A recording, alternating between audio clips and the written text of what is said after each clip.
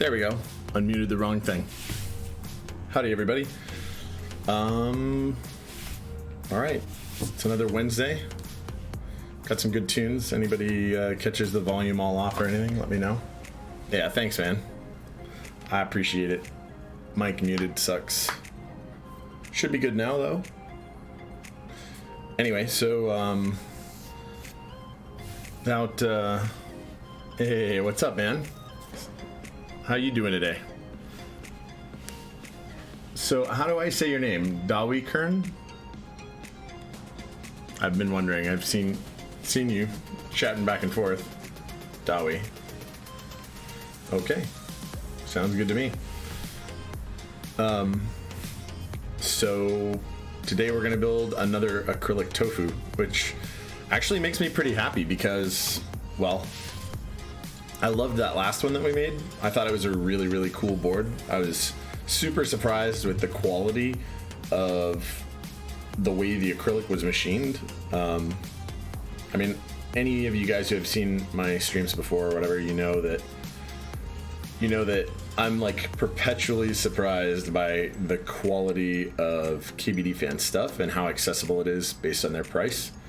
So yeah, anyway, I'll grab the parts. I'm pretty excited that we're gonna be building another one of these. So we're gonna use some awesome lubed Tealios and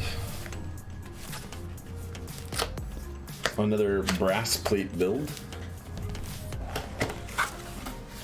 Okay. So here's where the kbd.fans stuff doesn't shine through as amazingly as some of the customs, right? So I'll call it out so everybody kind of knows. Right, if you buy a like TX board or a lot of the Korean customs. Hey, how's it going, Tiny Shiny Crumb? How you doing?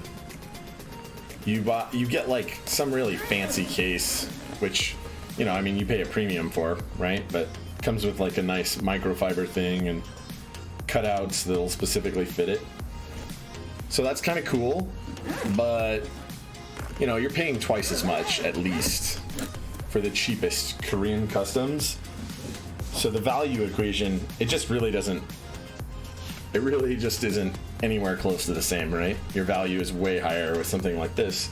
So even though the packaging, it does the job. It's going to protect. It's never as, you know, it's never as stellar or surprising or amazing, really, as some of the others. So today we're doing the USB-C variant of this board, the DZ60, with the brass plate. And while I personally would love to see, kbd.fans offer a like 100% fixed ANSI, maybe even fixed bottom row support, and no switch top opening capability, because I actually don't think that switch top opening is that awesome. Anyway, while I would love to see that, this brass plate is freaking fantastic. It's nice and heavy for what you're getting. Hey, what's up, BBB? BBB and TSC, you guys are staple audience members. Love seeing you guys here every week. Thank you guys. So I'm gonna grab a scale.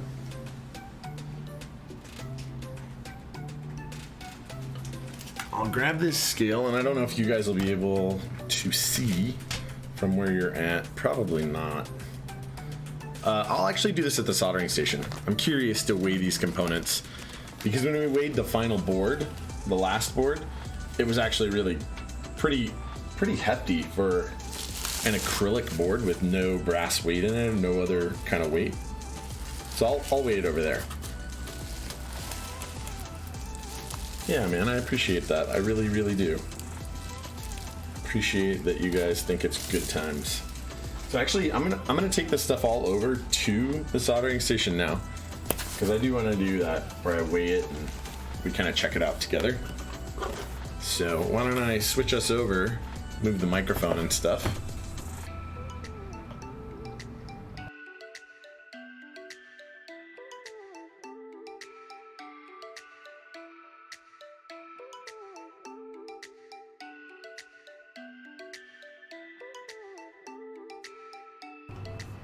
All right, guys.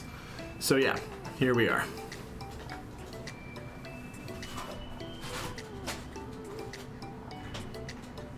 Move our stuff on over.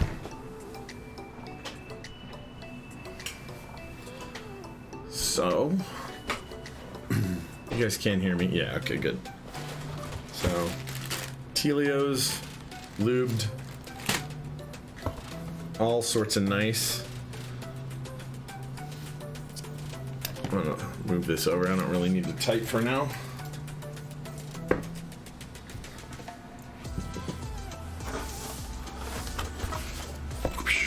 There we go. So yeah, going back to our quality inspection. I've already looked at all the parts. I do that every time I do a customer build. However,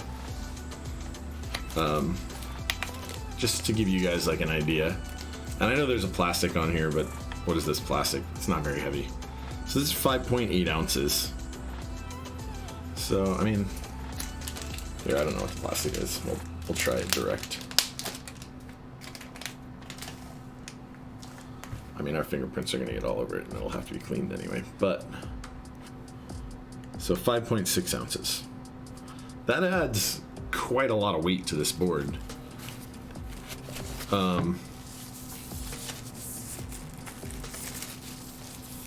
mean, for reference, right, the PCB itself is 3.2 ounces.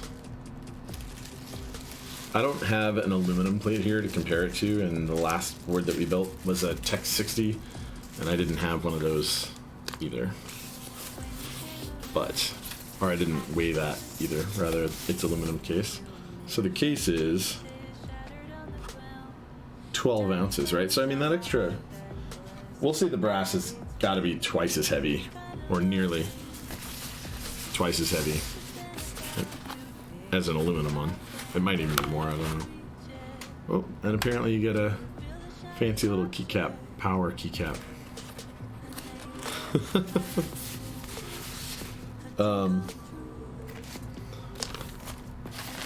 Anyway, like I said, the quality is superb. And the quality on this one is pretty superb, just like the last one. The last one, what I did before we even got started, is I wiped it down with some alcohol, because there's maybe something, I don't want to say powdered, but it's almost like the frosted acrylic. I don't know. Like there's residue. I don't know how to describe it. I cleaned it up and it looked a little bit more transparent, and so I'm not going to do that in advance on this one.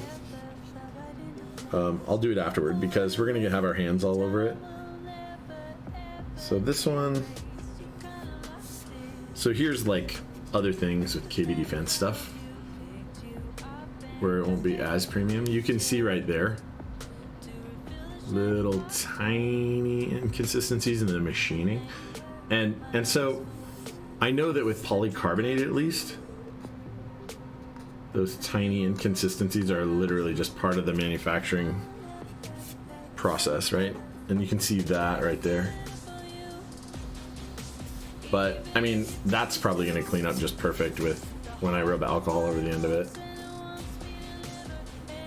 I don't know, we'll see. Bonus keycap, yeah. So we don't really need this out anymore, right?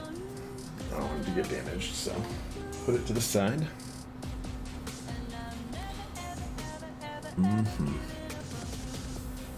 And so, if I recall correctly, of course, the moment I say I don't need to type for a little bit, I do. I don't know.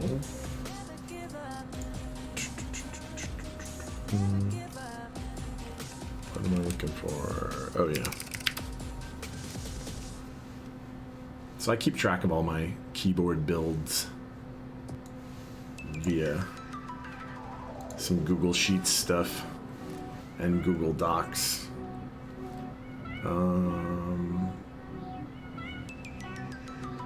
So I'm fairly certain Zeal Stab's or what we used, what we purchased for you.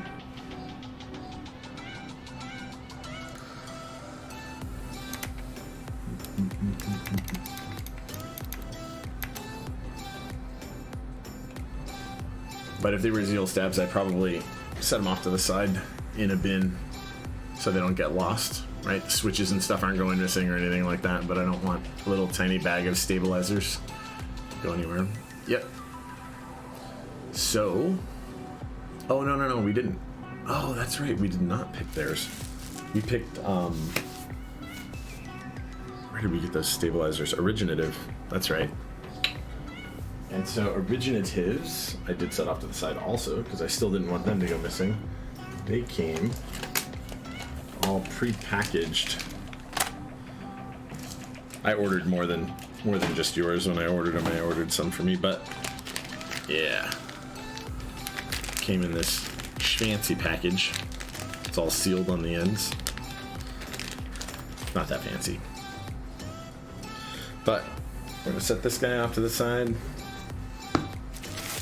PCB off to the side. Get your stabilizers out, and we'll start lubing those guys up. And so, I searched through all of our conversations, Dawi, and I did not see whether you wanted Band-Aid mods or not. I include them for free if people want them. But at some point since my last posting, I have decided that I'm not by default doing them, because a lot of people have indicated that they might not be into it. So if you do want it or don't want it, you should let me know. I mean, it's still the same price and stuff. I just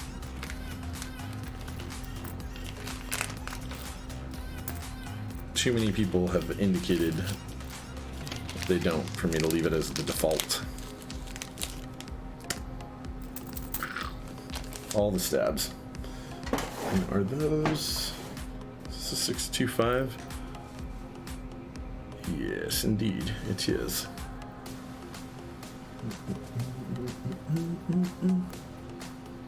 Okay, you think you're good on not having it, I'm guessing. I don't mind doing it. I mean, I still prefer it on my own boards. Just, you know, things go in and out of trends. 3, 4. So those ones are yours. Okay. Alrighty then. And then, so Tealios, acrylic, yeah, brass plate. All is well. Makes me pretty excited, man. And then we didn't talk about, did we talk about layout for yours? I know we did, and that's gonna be in here, so hold on one. Sorry guys. BRB.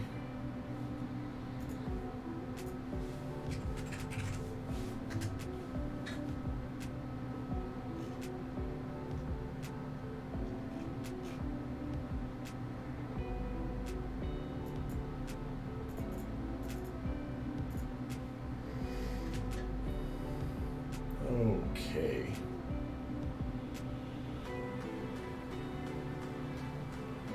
Standard ANSI step caps.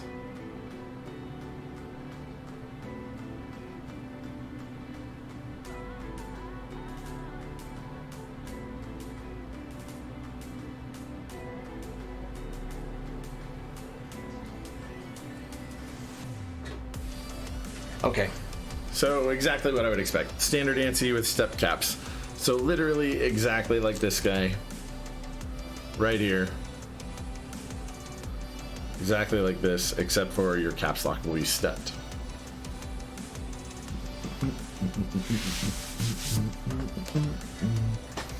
According to our past conversation. So extra case screws, great. Some stabilizer screws, your case feet. Set those off with the case. Here's all your stabilizers. And we will bust out Nah, we're not gonna bust out the blue mat yet. We'll come back to that. Because now we have white text. I finally remembered to put the white text right here. Oh yeah. So you guys can read the chat in full screen.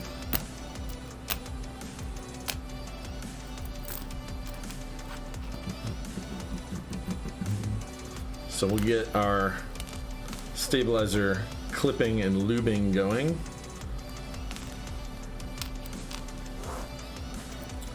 You know, the usual lubrication and tune of stabilizers for anybody that's watched it before. And if anybody here has not watched the lube and tune of stabilizers or listened to me explain it and has any questions, you should always, always, always feel absolutely welcome to ask any question. There is no such thing as a stupid question. And some of the things that you do when you make these choices actually are preference based anyway. I mean, I say that, but a standard clipping of your stabilizer legs is pretty common, but some people lubricate their stabilizers a little heavier than others. Some people are very conservative with lube. Actually, recently, and I didn't do it on stream, and I'm kind of silly for doing it, but desoldered my TX1800 because I don't like the, well, one, it had Tealios also on it, and then two, it had its stabilizers just weren't lubed as heavy as I like them. Neither were the switches.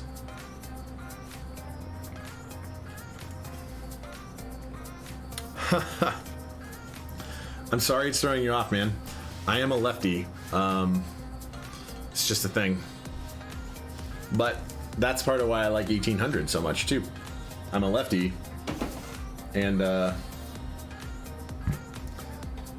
I learned, because I don't like my mouse, I don't like my two hands all close together while I'm gaming, so I always moved over to the 10 key area.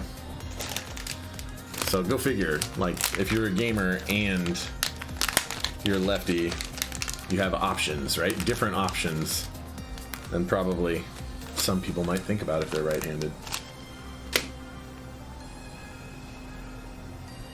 But that would really throw you off if you saw me gaming with 10 key. Like, who is this guy? What the heck is this?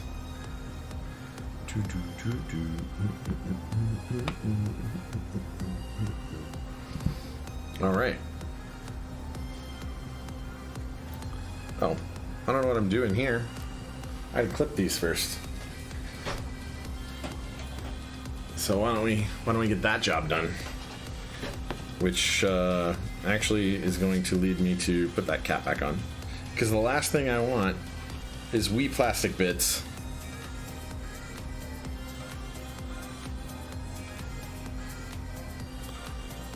tiny, not so shiny crumbs of plastic going in the lube. That wouldn't make anybody's day better. It would just make it worse. First time. This is literally the first time you've ever seen someone using a left-handed mouse. Feels bad, man. You know, like, zero left-handed people? Or do all of the lefties you know? Do they just conform to the right-handed mouse? I don't know what this song is, but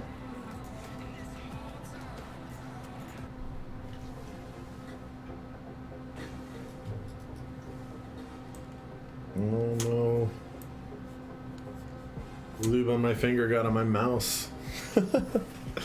Alright, so why don't I go into a little depth. I just started kind of clipping them right away.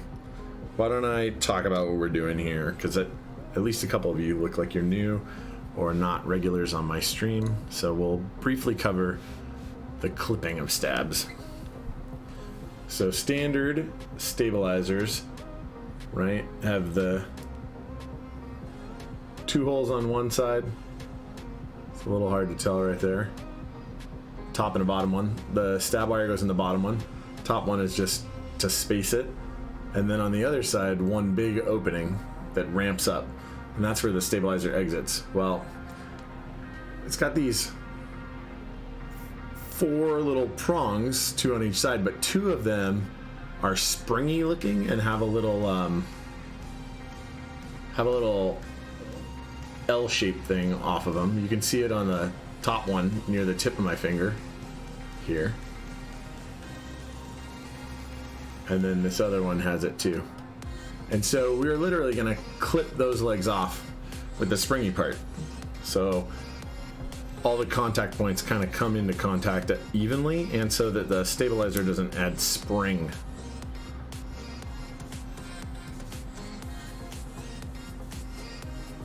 So with these flush clips, I already clipped the other one off. Now it's easier to show. And then with this one, do that. And then afterward, it's going to look something like this with just the 2 legs.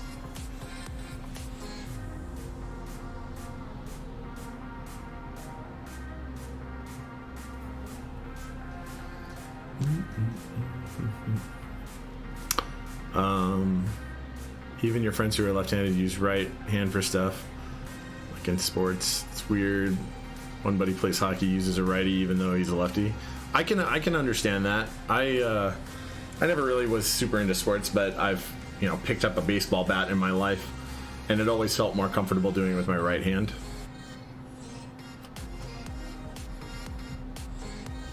You've never thought to use your mouse with your left hand? Okay. I mean, it's easy in our world to just use lefty mice or right-handed. I mean, I use ambidextrous style mice, and I don't change the button arrangement. So when I use someone's mouse, like at workplace or whatever, I just use the standard button configuration. So I kind of understand, and sometimes I'll sit down at a desk and I'll just use it with my right hand.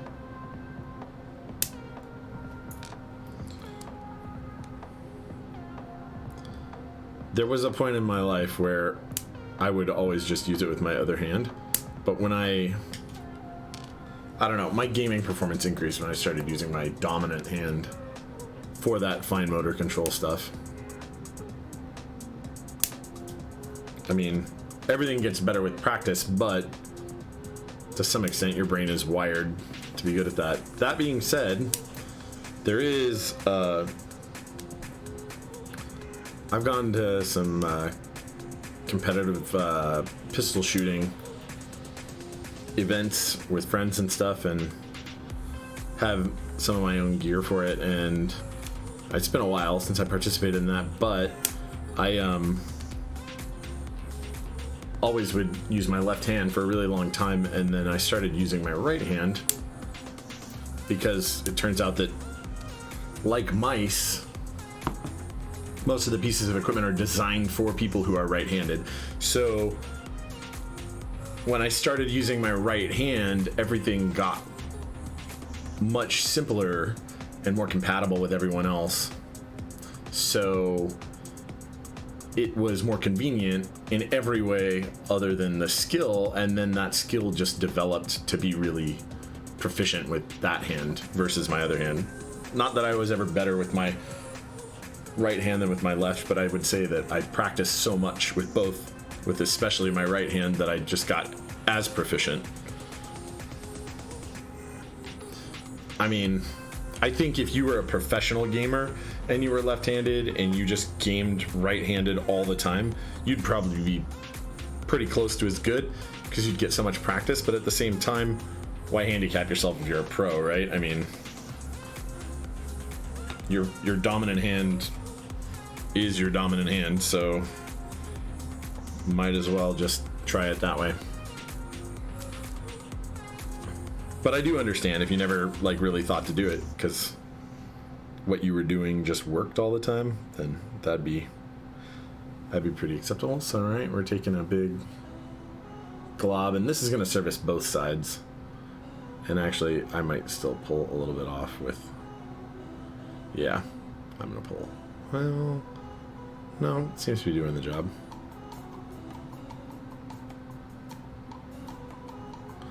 No, I'm totally gonna not leave all of that in there.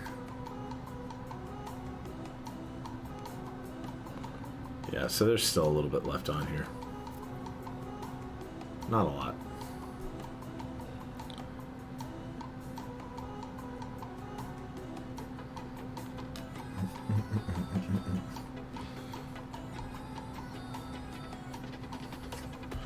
Right, and so I usually go in from the backside that has the 2 holes in it in the bottom and try and get it all even in there, and then rub the insides on the way back out and kind of plunge it back in there to get it even. Just FYI.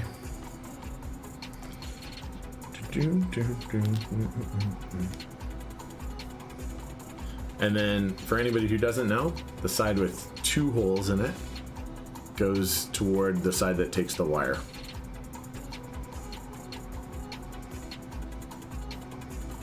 In case anyone didn't know. You wonder what percentage of people who are left-handed are also into keyboards. I don't know, it'd be kind of curious to see what that statistic is versus the regular populace, right? I mean, are there more or less lefties in our community than in the regular population? I don't know. I have a feeling, though, that it's probably pretty evenly distributed both ways.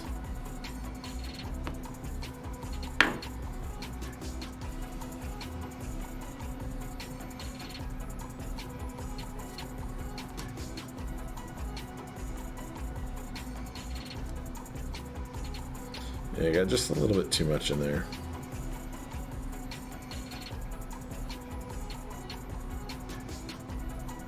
I don't want to say you can't get too much in this part. In this part, you could, but it's unlikely. You could absolutely get too much on the sidewalls of the stabilizer inserts, though. And that could absolutely make the stabilizer sluggish. Especially when you're using 205 grade 0 like I am. If you were using 3204, for instance, I think the results aren't as good in general, although they're pretty close. I think people are a little snobby about 205 grade 0. But 205 grade 0 is definitely easier to over lubricate and cause problems.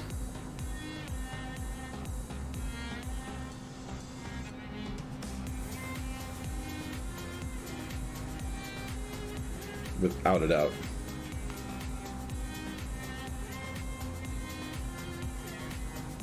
Without any doubt.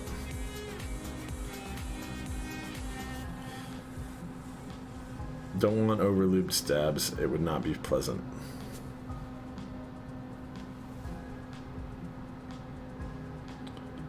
So yeah, it's funny, I normally stream most of my keep build stuff over the last, couple months at least. And I've done 2 things in the last week that I didn't stream at all. I'm sorry, guys. I let you down. But I'll get better. I don't know. It's not better. I'll just not do that so much. But they were personal things or for friends.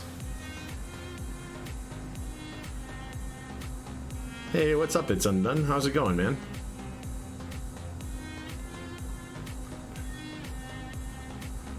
Yeah, I moved to 205 grade 0 for stab lubing especially,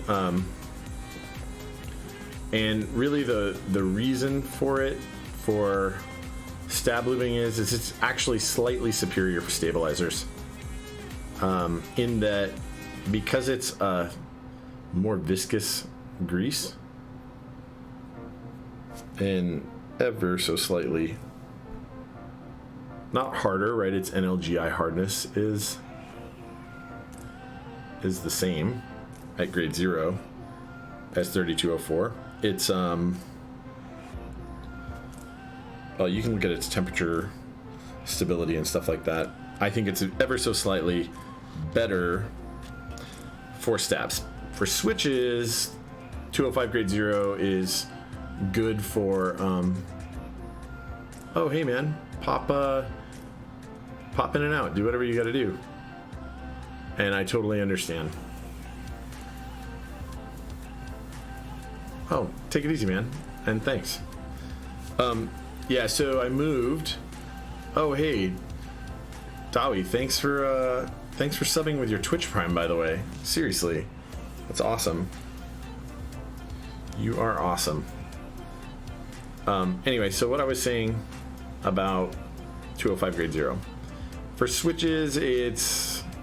I don't know. I don't think it's superior. In fact, I would say that for the masses, 3204 is superior because applying it, it's way more forgiving in terms of how much you apply because the viscosity is just a little lower. So ever so slightly lubing it on the heavy side won't result in a switch that like doesn't actuate or do what you want it to do. So I would say that if you're, especially if you're new to it, stick with 3204. It's better. It's easier to find. It's better for doing novice level work with it. I wouldn't say that 205 grade 0 is impossible or anything like that. It's easy enough, but it's also easy enough to mess it up just a little bit. And overlubing switches, like in order to fix that, you have to ultrasonic clean pretty much the components. So if you don't have that equipment already, then you know, you'll be looking at investing in it or buying new switches. And I mean, cheap ultrasonic cleaners large enough to do what you're talking about are not terrible. They're like, you know, $30 or $40. Not the end of the world. Anyway, the other reason is because I bought pretty large quantities of it as my stabilizer lubing solution. And for switches, like for instance, linears do particularly well. You don't lose a lot with them. They give you a lot of smoothness when lubed with this, and you're not worried about sacrificing tactility. So you don't. You just use 205 grade 0. I don't know. I'm still a big 3204 or 204 grade 0, which is what 3204 effectively is. Fan of that.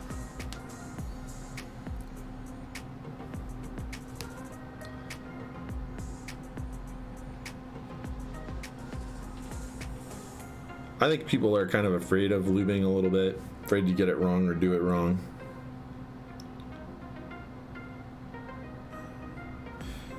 And I mean, the most that you're risking really is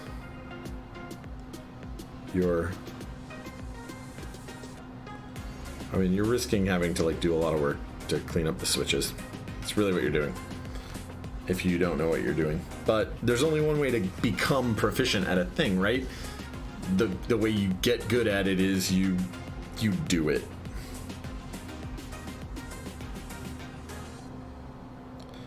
And so if you want your skills in this thing to be better, you want to understand how it works really well, I mean, ultimately, I think there's a little bit of risk involved.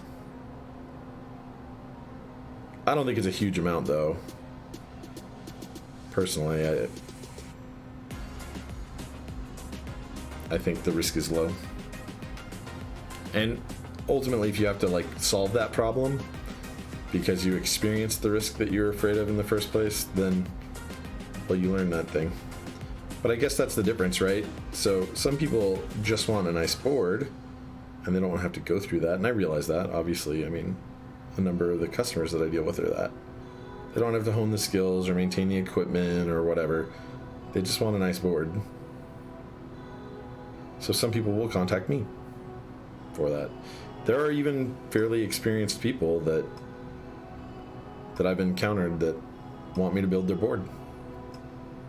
It's not because they're dumb, or it's not because they don't know about the hobby. It's not because they don't know what tools would be required.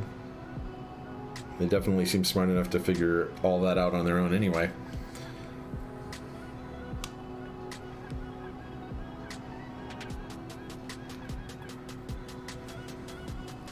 It's just they don't want to spend the time.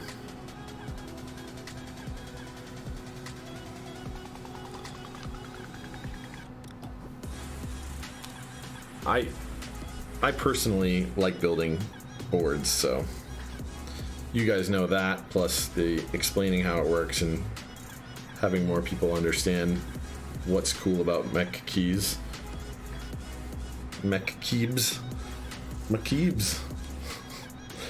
That's part of why I do this. It's a really big part of why I do it. But I don't think anybody should be afraid to try. And hopefully my videos kind of help people understand some of the pitfalls involved. I'm guessing it does to some, at least minor extent.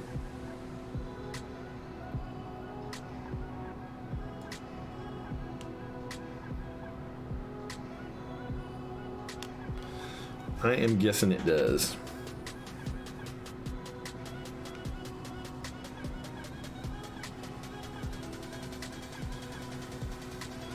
I don't know.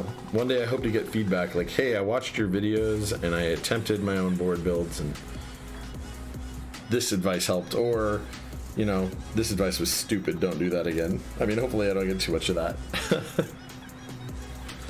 That would not be super encouraging. But, I mean, if I was giving bad advice, I do hope somebody would say that. I don't think I am, normally, when it comes to this. I mean, just on the stream even, I've built, what are we going on, 2.5 months? 3 months? Something like that.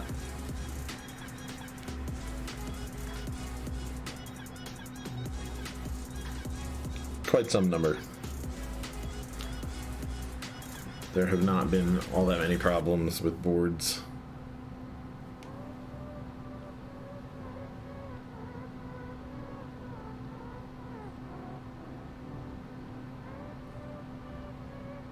So coming up, we're going to be doing next week. I have not done one of these before, so I'm excited to do it. I mean, it's not going to be a problem or anything, but I still haven't done one, so I'm excited. An iris. We're going to do an iris. And then the week after that, I think we're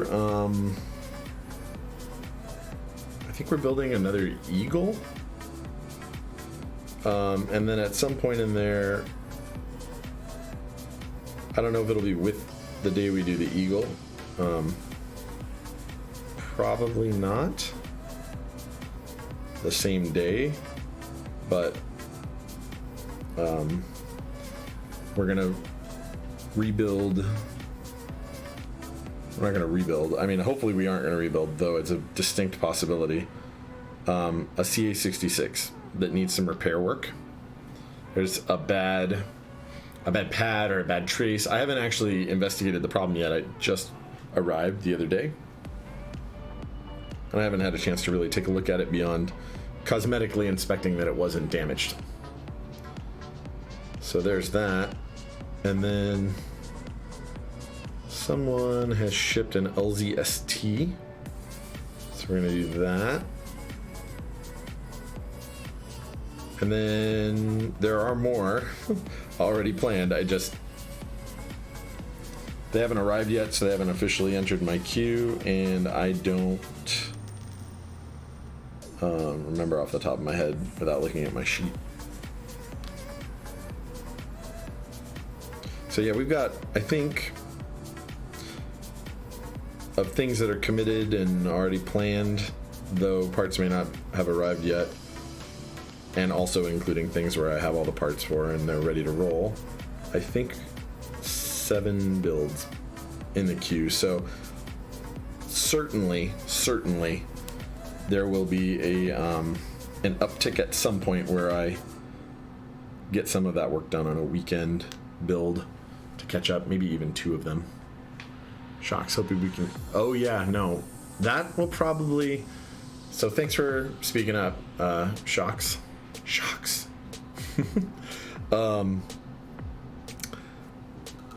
Yes, absolutely.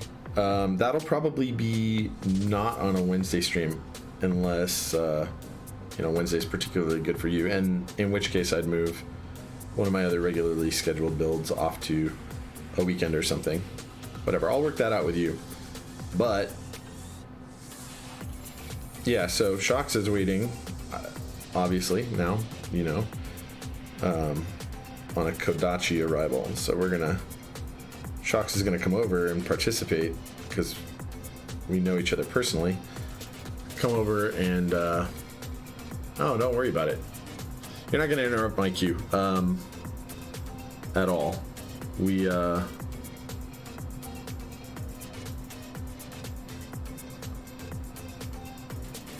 I don't think, for the most part, I don't think customers care that their builds are happening on Wednesday.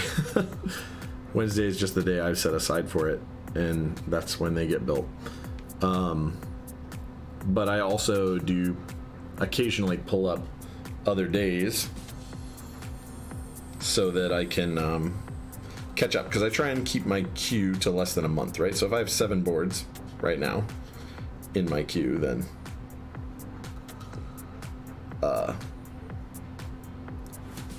obviously I'm gonna have to do some extra streams in there if I want to keep it to under a month. So that would, not including this one, be 6. So moving a month forward, right, I have to do at least 2 extra builds. So that's certainly going to happen. Plus I've had other people contact me, so it's possible there will be more, and that's fine. But I would...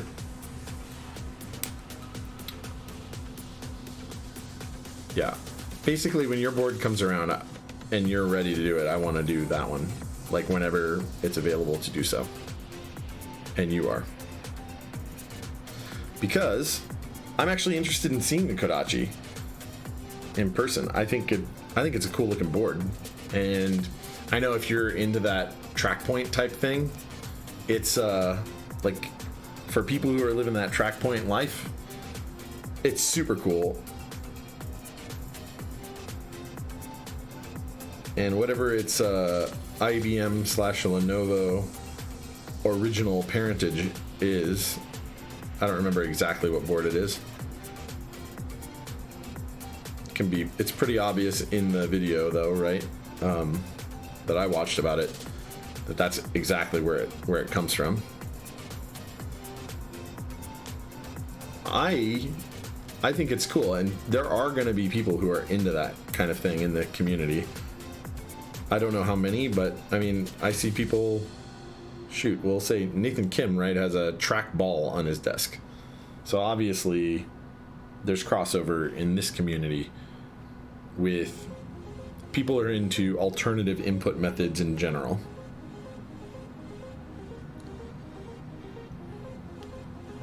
Yeah, ThinkPad inspired. Yeah.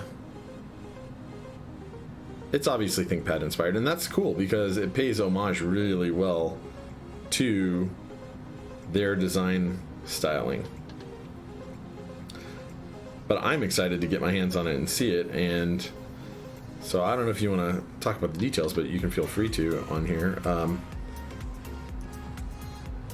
Or I'm kind of going to out them now because you brought it up. So the one that Shocks ordered has MX Browns on it, and so when we rebuild that, it will be done with something different. Something I think universally people agree is better than MX Browns, which, I mean, frankly is just about everything, in my opinion.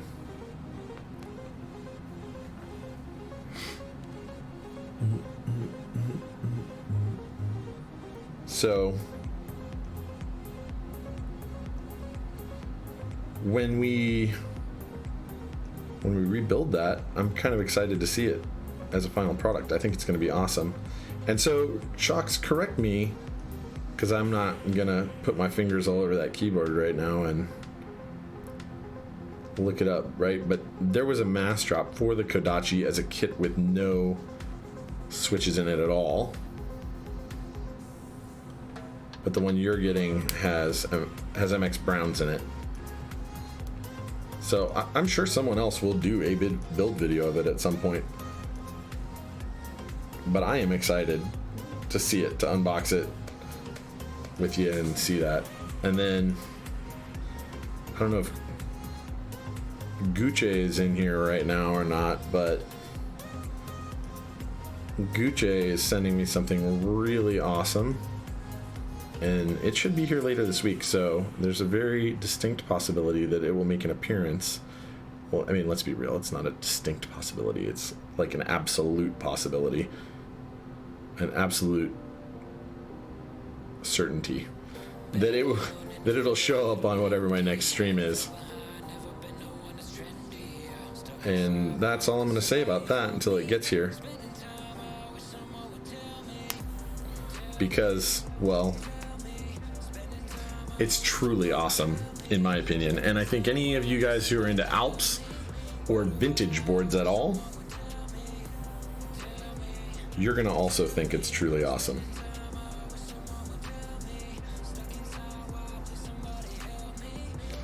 And it will be a surprise, I think, to anybody here, because, except for obviously Gucci, who knows exactly what it is. Because, well, it is pretty rare.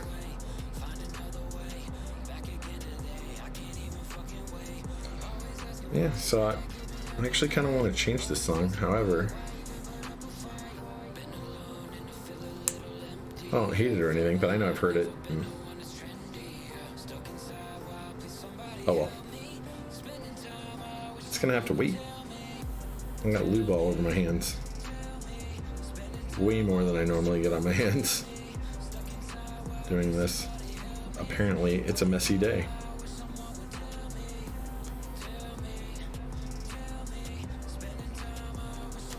Anyway, the latest wave is no kits. Okay. So, it's made by Tex, right? So, has Tex just transitioned those parts, I wonder, into like full production mode? Because Tex makes plenty of parts that they sell otherwise.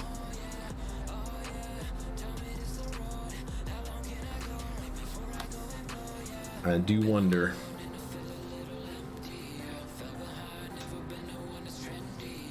So, how many rounds were there? Round 1 and 2, maybe?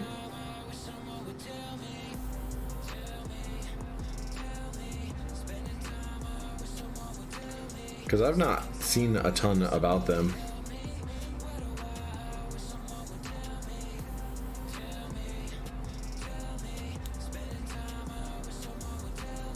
I think I've seen like an image of one once before you showed me, when you showed me 2 rounds. Well, that's unfortunate. Luckily, both you and I possess the skills and or equipment combined between us both, for sure, to rebuild that board in any way that, well, is reasonably possible. And what we're doing is way simple, so just I think a desolder and resolder with some better switches. What I'm most excited about this board, actually, is to get my hands on their keycaps. I like the way they look. They look amazing. Like, they look so cool that I could see myself buying a board just to get my hand on them to build something else with, because they look like sculpt SA keycaps kind of all around, but maybe a little bit better than SA sculpt. I don't know. We'll see. I don't want to jump too far ahead of myself. I have a feeling, though, that they're Very, very cool. And so that music stopped, which is fine. Unfortunately, it means that I have to restart it. In order to do that, I need this goop to not be all over my fingers. So we're going to mute this guy.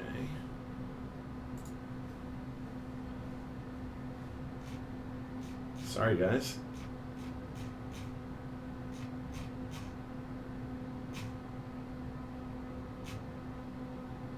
But I do like this.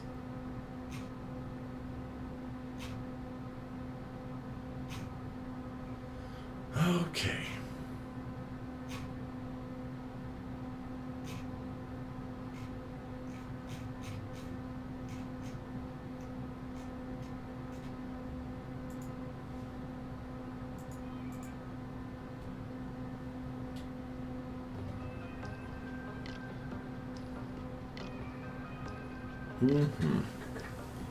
Okay, let me know if this is too quiet. We shall see.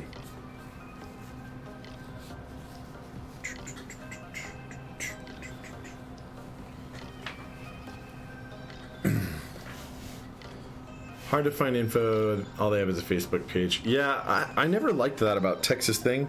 I see most of their stuff sell on, mechanical keyboards website or something like that, and I don't know. I wish it was all just a little bit more accessible. Like they had a good website where they sold all their products and everything was really good. Really, really straightforward to order their stuff. Because anytime it's out of stock or something, it's just like, oh, well, I guess I get to wait now. Okay.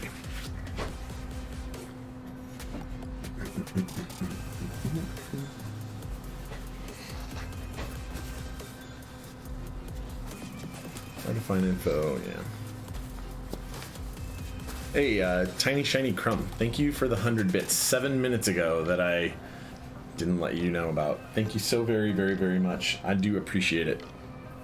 Every little bit is awesome and helps.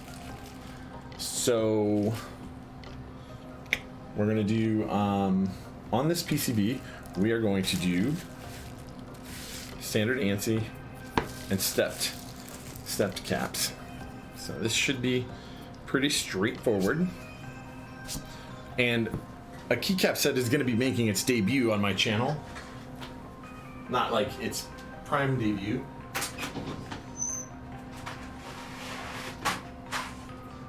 I don't know if this is the right keycap set to put on this particular board because it's not super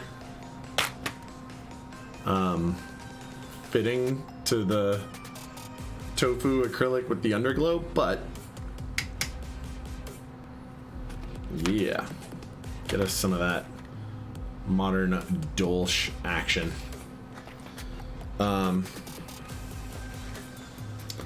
Anyway, I'm gonna use its keycaps to fit check this.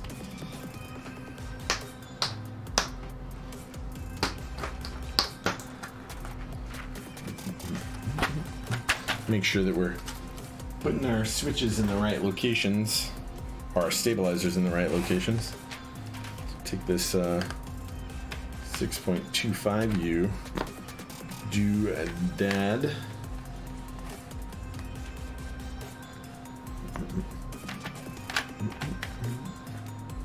And so it's just standard ANSI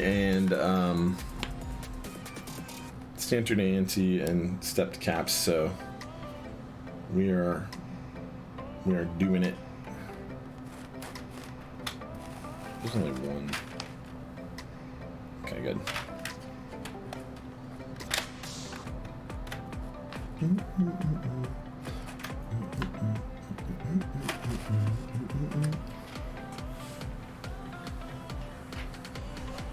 Anyway,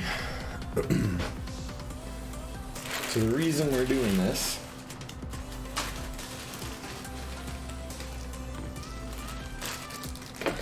right, as we normally do, is to fit check all of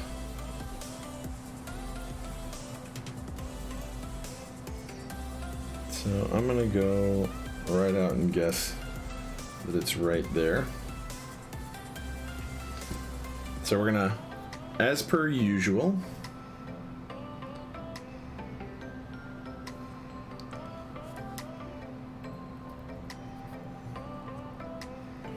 we are gonna fit check by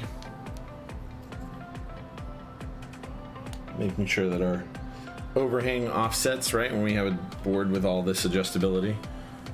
All right, we're gonna put this in the stepped caps lock position, which we know where that is exactly. All right, so we know that our overhangs, here I'll show you how we know. If you look, these two switch positions overhang the same amount off the side of the PCB. If it were in the other position that it could be in, by the way, it would be for a 1.5U, and then the overhangs would be off. The amount that the cap overhung by, rather, would be off. But since there's only two locations there, we know it's only going to support 1.25 and 1.5, right? So win keyless and win key support. And then we know that this guy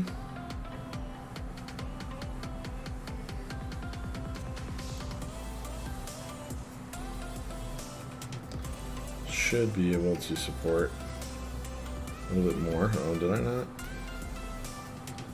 So yeah, so basically all we're doing here, for anybody who's wondering, is we're finding the correct spacing so that we can get the stabilizers on the bottom row mounted in the correct place.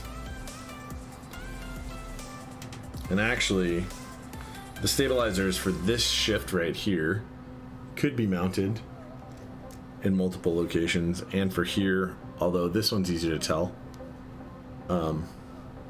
If I had paid attention to where I mounted them before on this guy, would have been easier also. But it should be the leftmost of those holes. So the ones that are really straightforward though, backspace only has one stabilizer mounting hole. ANSI enter should only have one. Yes. There and there. So anti-enter only has one. This side, so right shift, right, has two right here, but for 2.75U, it's going to be the stabilizer positions that go out the most. So the only thing that's questionable is where you put the spacebar ones and where you put these, though 2.25U should be pretty straightforward. In any event, I just want to make sure you guys know where you should be focusing. Oh, you know what? I'm going to get the blue pad out because we're working with the black PCB on a black background.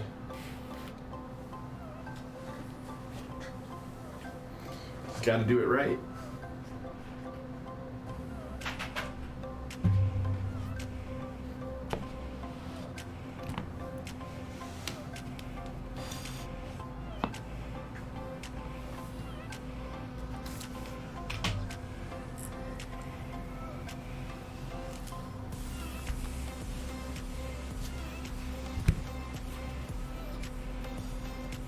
Okay, there we go. Got a little bit of dirt on it from when I desoldered something else. Oh, carbon residue anyway.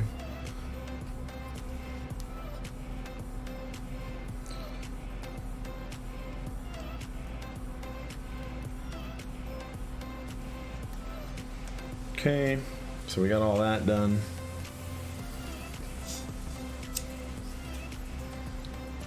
This on the center stem.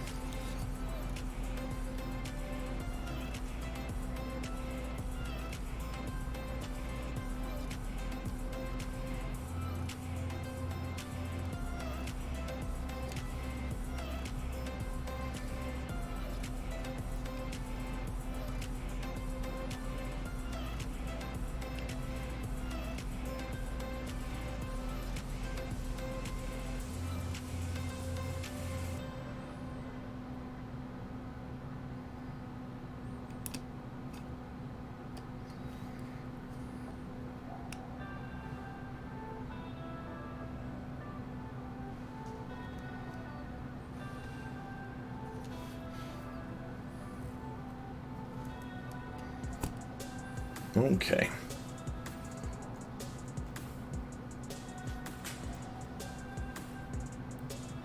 This should get real straightforward when I pull this back off.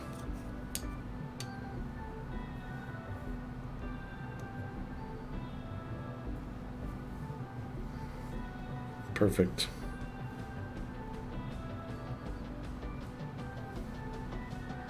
So for anybody who's wondering, the clippy end, the side that seats into the board versus the side that screws in, the clippy end goes into the larger of the two holes. So not the smaller bottom one. So not the smaller bottom one, but the larger top ones.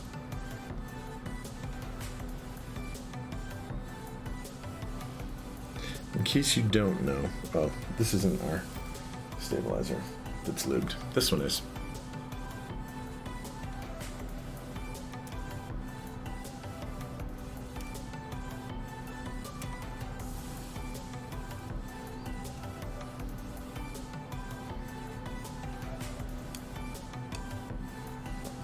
Okay.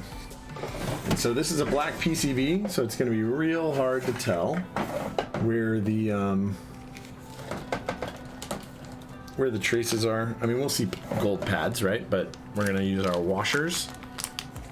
Evening, mate. How's it going, Mr. Petrov? How you doing? It's good to see you tonight, sir. I want...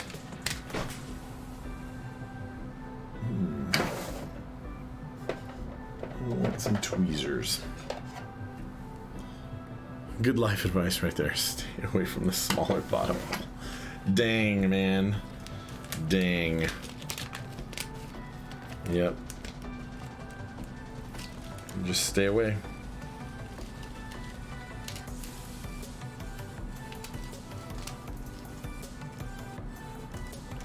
I would try and make the excuse that this is kid friendly, but the truth is I have my my stream marked as adult content, right? So you know, it's totally acceptable.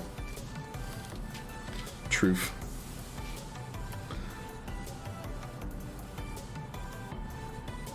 Anyway, seat these in.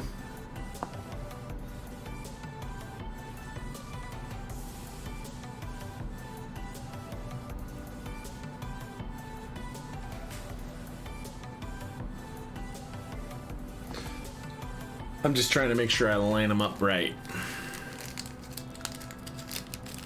Regardless of what hole they're supposed to go into, I want to make sure they're lined up correctly.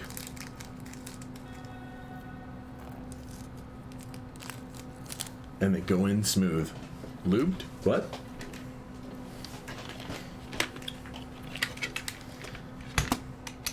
Alright, that's his PG-13 or maybe R-rated, I guess. I don't know. As I'm getting.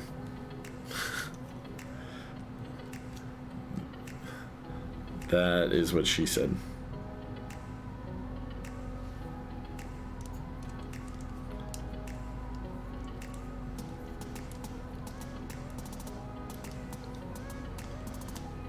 That's what she said.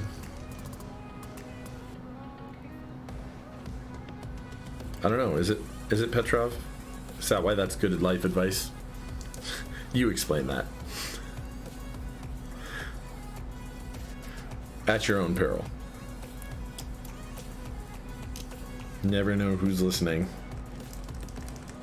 Ooh, those lubed Tealios. Anyway.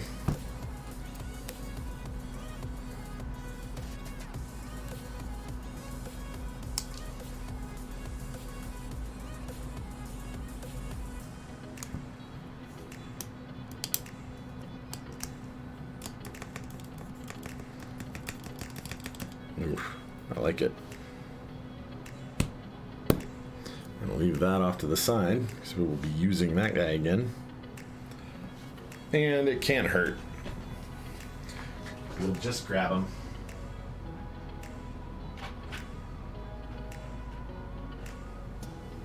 Shouldn't be too much confusion about these guys, but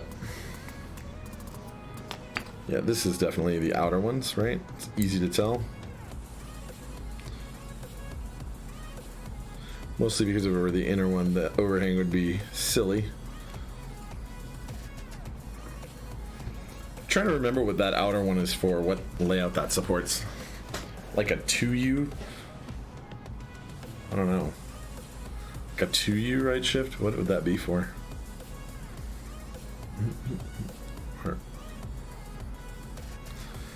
And then this guy.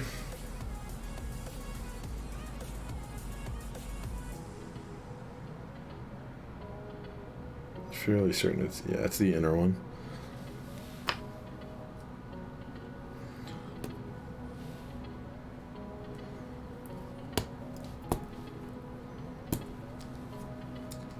Move those guys off to the side. So the inner one should be stabilizer down.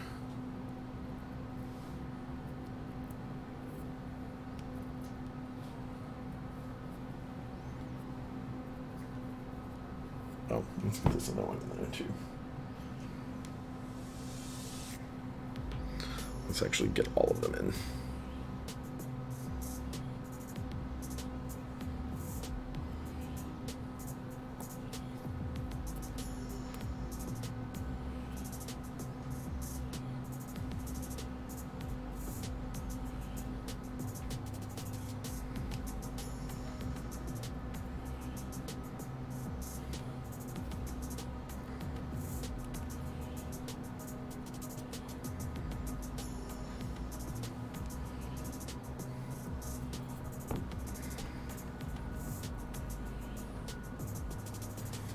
So did anybody get in on, ooh, Jack Static, what's up, man? How are you doing?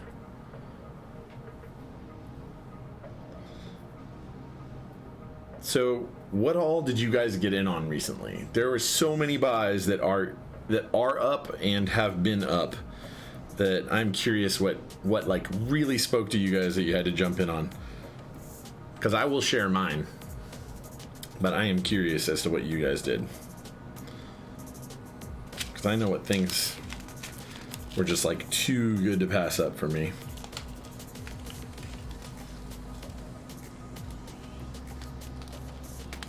Any cool buys? Biggest one is obvious. Did you get in on the Jane V2? Because man... So I didn't jump online all day Sunday or Saturday to check like any of the things because I didn't know that obviously he was going to post that the GB was launching the same day. I mean, I knew that the interest check had gone out. I thought we'd have at least a day. It was dumb of me, but I was pretty busy and out of connection that day, so I figured it wouldn't be that big of a deal. And nope. So is that the obvious one? Because I know you were also well, you were doing awesome stuff for yours. I'm not that cut up about it either. You know, it is what it is. It's Jane, so nobody should have been expecting to be like in it to win it or anything, you know? Since it sold out 100 units in 2 seconds. For anybody who doesn't know who's in the stream, like I know that Shocks, right? I figure, I don't remember if I told you about this, but I'm guessing I didn't. That board, Jane V2, 100 first come first serve units, actually just a little over, sold out in 2 seconds when it posted. And I mean, if you were looking at the total price shipped, it probably was $600 at the minimum, right? 600 minimum, probably somewhere around there, minimum. Like if you bought like, I mean, if you didn't get any extra parts or anything, $650, something like that. Just crazy to me, insane in a way. Anyway.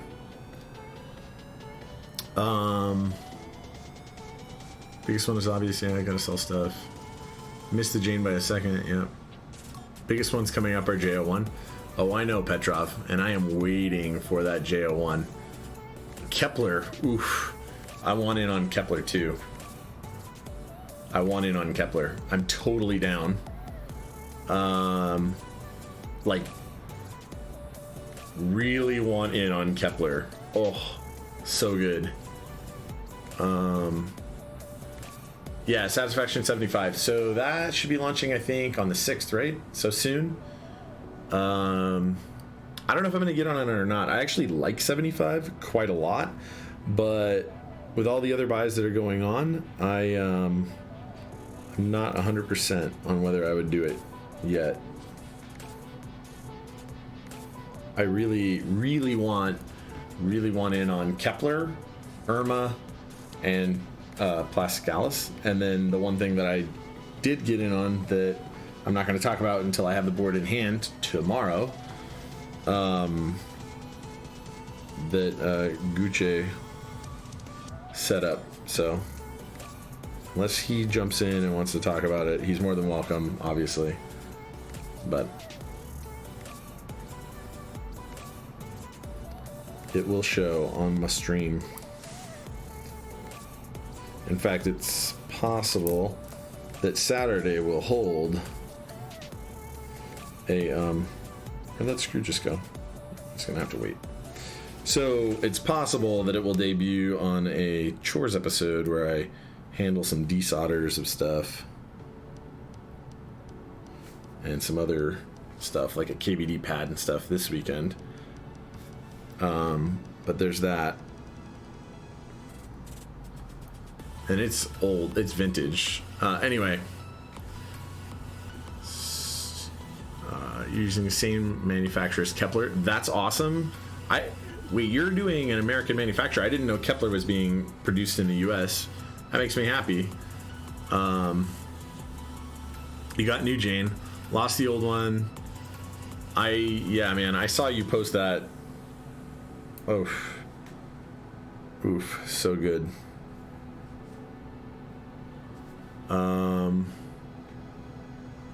$550 before fees and shipping. Yeah, so I was gonna say shipped. I thought it was gonna be shipped. I was almost sure we were looking like $600,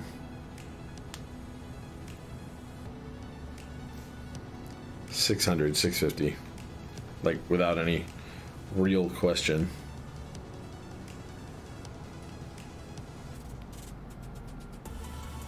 I couldn't remember the exact off the top of my head, so.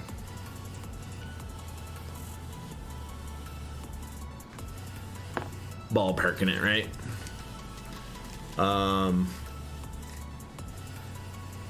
It is awesome that you got in, man. I'm really happy for you, especially giving up your Jane V1. Satisfaction 75. Kepler 9th. Dude, Kepler's so good. Yeah, if I had to pick between the two of them, for me, dang it, why did I do that? So if I had to pick between the Satisfaction and the Kepler, there is like zero doubt in my mind that it would be Kepler, because 159 just doing amazing work there. Amazing work. Truly. Man, 159, if you are a VOD watcher or you're ever in here and you ever see this, whew, man, I am so stoked for your board.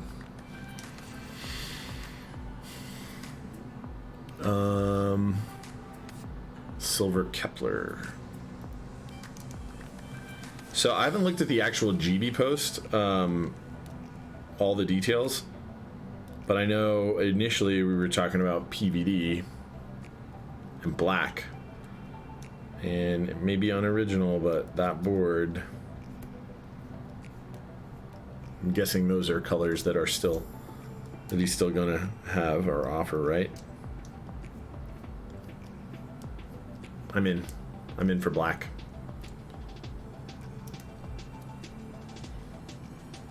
Unless there's something really exotic and cool that I'm unaware of. But I don't think there was from what I was reading before. Hopefully Kepler doesn't sell out in like 4 seconds. I mean, I actually want one. I don't want it to be, you know, the struggle of internet battles. I mean, not that my internet connection sucks or anything, but I don't know, I got stuff going on weekends and all over the place. Although it launches on the 9th, so it's a Thursday.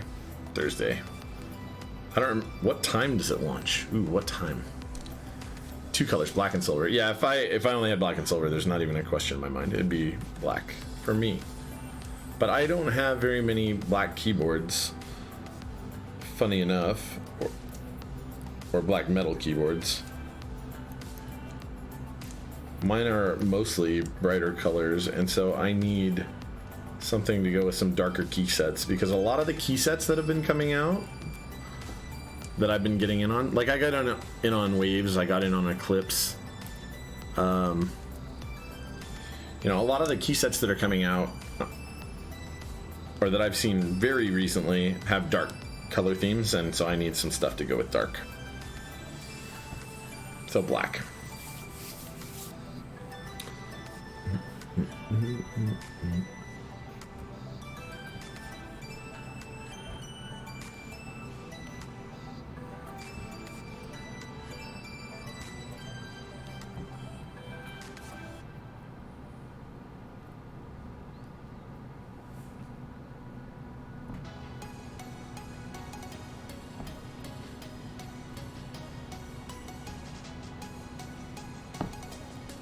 Okay.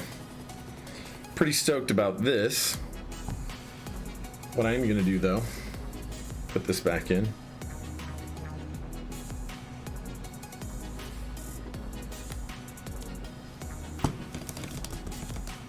Since we're using 205 grade 0.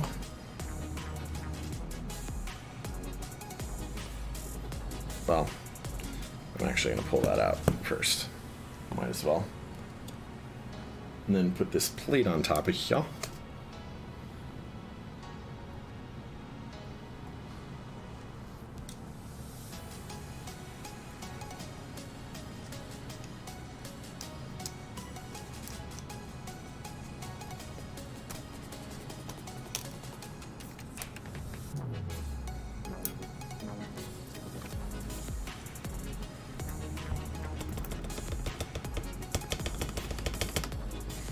Sounds good to me. Lag.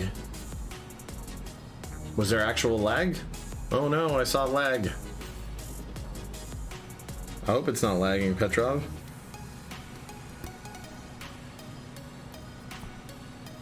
Please clarify. I mean, it happens, I guess. If it was internet connectivity related. Oh shoot, I'm so sorry. How long? Like a bit? Oof.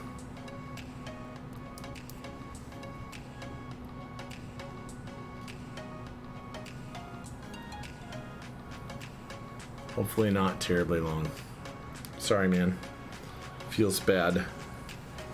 Right as I was probably saying that my internet connection isn't too bad, which it really isn't. Normally it's pretty awesome. I mean, it's not like stupid fast.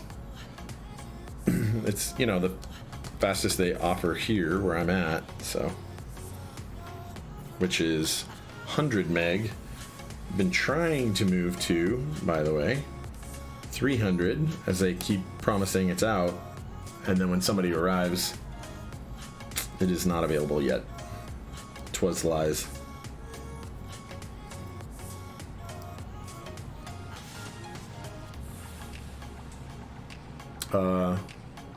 Yeah, Shox is relatively close to me, so it's, well, but it's still going to Twitch's servers.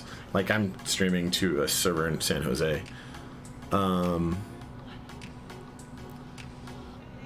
Yes, I agree. I love that they're not all just the same board rinsed and repeated. I mean, to me, that's actually what's exciting about them. Otherwise, it would just be, well, it would be kind of boring, frankly. Frankly boring. But they aren't at all the same thing.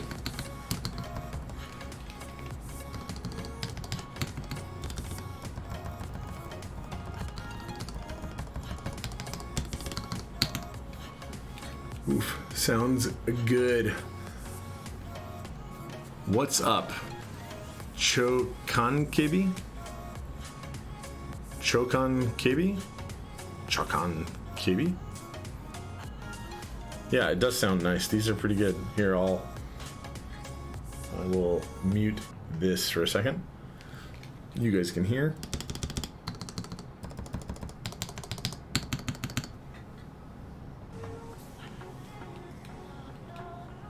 Yeah, it's pretty good. I would say that it sounds good.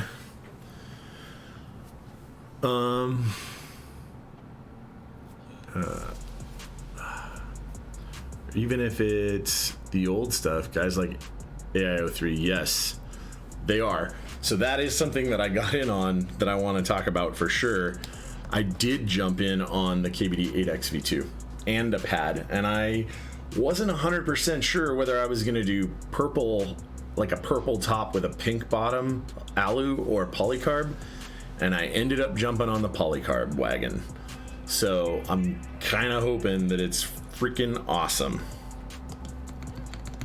You did. Nice. And the numpad. What color scheme did you go with, my man? I am excited to hear that some other people are jumping in on this too. I think it is gonna be real good. Like truly good.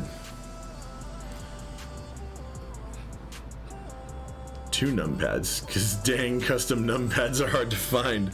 They are. In fact, one of the items, and if I stream this Saturday, which is a very strong possibility at this point, just for some of my own stuff, like my keyb stuff, instead of customer board. So some chores stuff that I need to do, i.e. desoldering, some Alp stuff. I should have saved the TX 1800 for that, but anyway, so that's one thing. But also, so what did I say? Desoldering some Alps and doing a KBD pad V1 in red, which won't match angularly perfectly to the Salamander or the TX 84 SE that I have in red, but it'll be close enough. It'll be absolutely close enough.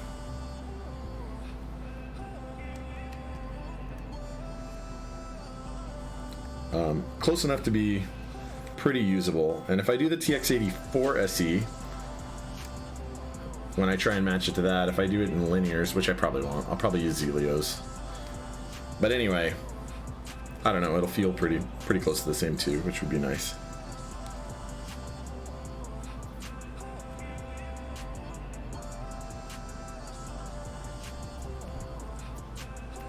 I am pretty stoked about that KBD pad, but I'm way more stoked about the newer one. And I don't remember when theirs was supposed to come in, but I think, they were saying July? That sounds right off the top of my head. I don't want to quote it and be wrong though. Like, if anybody remembers, I think that they said something about when they thought it might be around. Like on one of the responses or something like that. Although, feel free to let me know. 2 numpads were one matching gray and pink, great colors, and one all black for, yeah, okay, I can see that, for general use on other boards. Totally makes sense.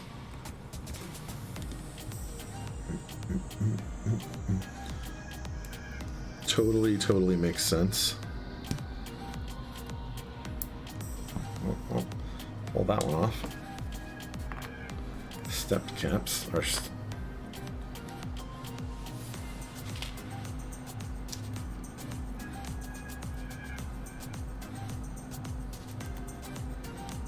Was this one sideways? I think it was, right? Yeah.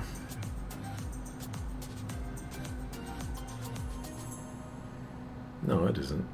It's correct. I was like, what's going on with this? Just didn't want to center up in the holes.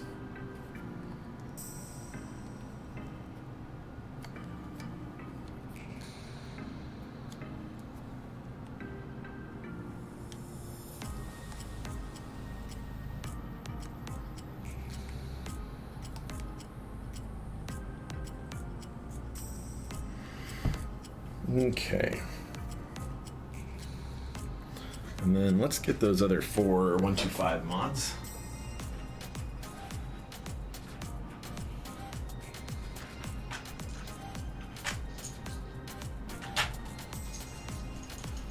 We'll get that whole bottom row in.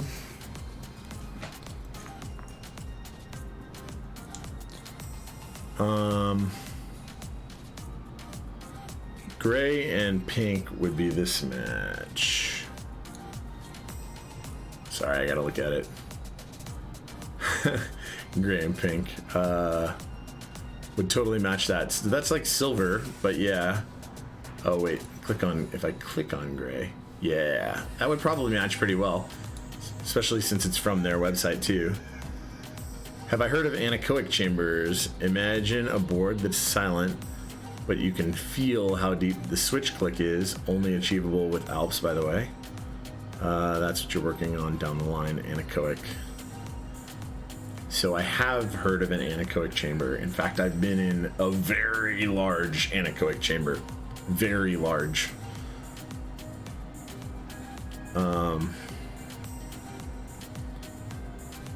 Yeah, I agree with the feeling it. This board right here is very much like that because of the mounting system, because I put the gasket material on the bottom and then covered the bottom with neoprene. It's not as good as mass loaded nylon, or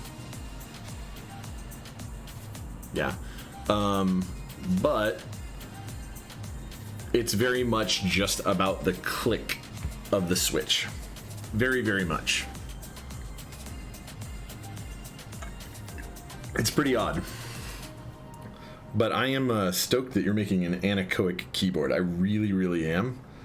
Jax, I hope that you frequent the stream for some time to come, because honestly, a lot of the stuff that you're making is stuff that is really interesting to me and is cool, like in terms of actually getting a scientifically proven like material or method of mounting, probably in this case, I'm guessing. I mean, it's really about doing cool stuff. We should talk sometime. I have an idea for a mounting system that's pretty cool, and I'd be curious. I would actually be interested in making my design in the US. I really, really would. I know that it will be cheaper to do it in China. I get that. And I'm definitely not opposed to Chinese manufacturing, obviously, right? I'm talking about how much I like kbd.fans and stuff. And I like a lot of the Korean customs, which are made in Malaysia or China, or... But I would be interested in making a design in the US personally. Find somewhere that's good, that's reputable, and they do exist, a job shop that's good. Anyway, I gotta pick your brain sometime about who is good to go to. Maybe you or 159 or whoever.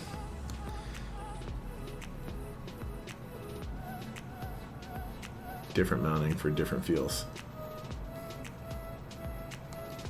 It'll be in the shape of... Oh, you're gonna... Oh, are you gonna actually... Well, you know what? I don't want to ask you to give away secrets, but I'm curious as to whether you're using actual anechoic material batting inside of it to affect that. Ooh, so good. So good.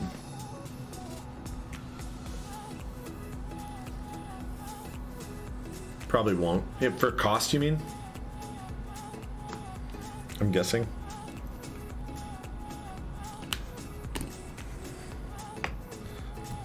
I mean, it has to be it's my guess. I'm guessing I'm right though, because the cost is definitely higher.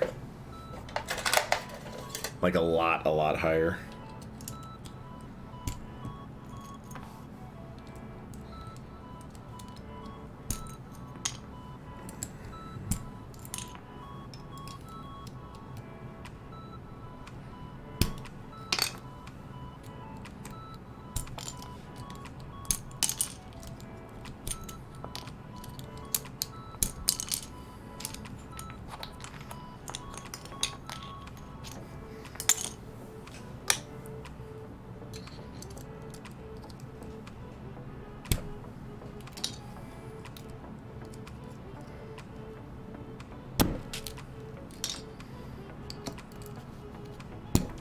I don't know. It's really the strongest reason to not manufacture in the US, as far as I can tell, is absolutely cost.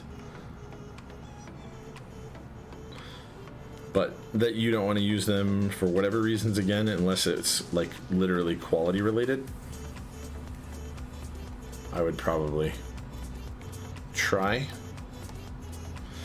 And if it's quality related, I'd probably try and identify someone else.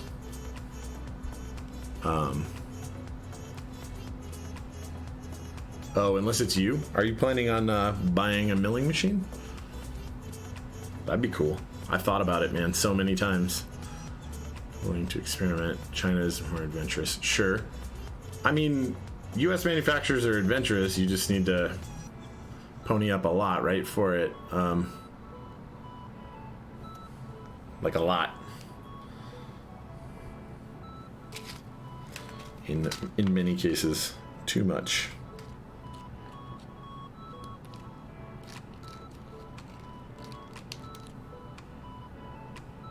But as labor costs are lower in China, it definitely makes them cheaper for that experimentation, I would guess.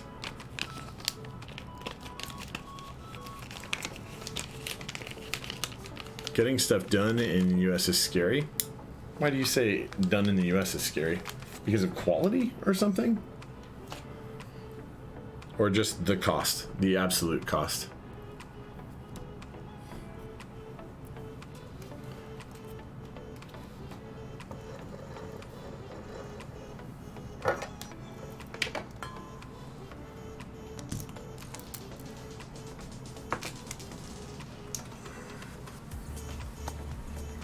I don't know, man. Getting stuff manufactured is scary.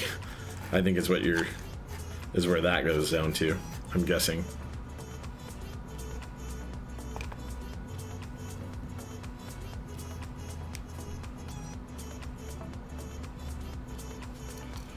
Oh, it's very possible that the quality is better in some Chinese factories, especially for keyboards, specifically because they are making them, right?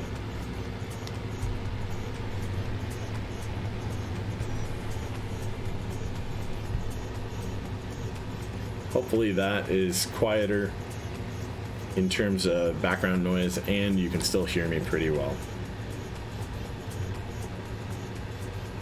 Yeah, hopefully you can still hear me.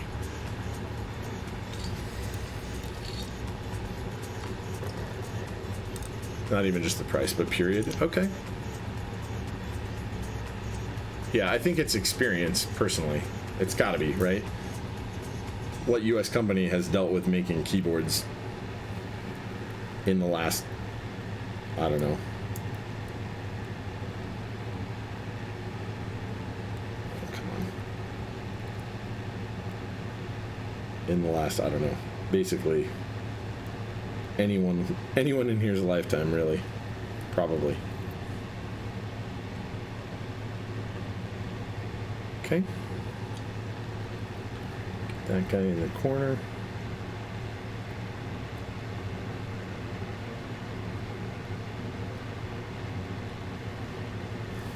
I mean, I hear you, and I'm sure that some people have had horror stories. I think it's possible to find a good US manufacturer.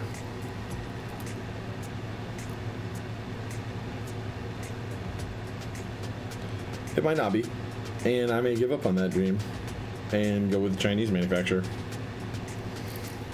being honest, right? I'm not opposed to it in any way. I just, if I could, I would absolutely try to do a U.S. manufacturer.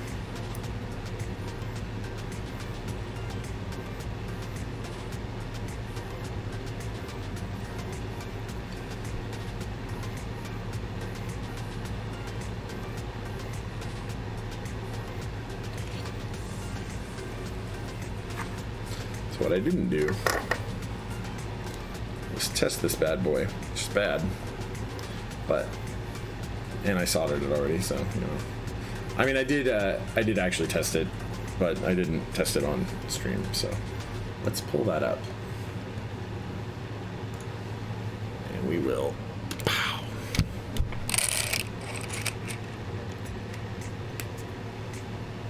Oof, bright. Well, we'll just actuate that one.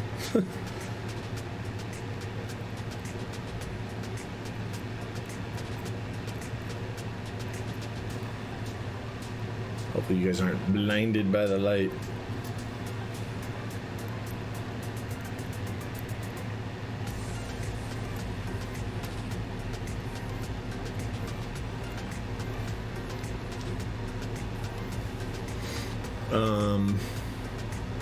Shocks, man. Thanks for subbing with your Twitch Prime. I appreciate it, man. I didn't design... Hold on. Didn't design the PCB yourself, right? So I wonder, are you doing exactly? Assemble it. Ah, me. Okay, so that really depends. Frankly, well, I don't want to try that one.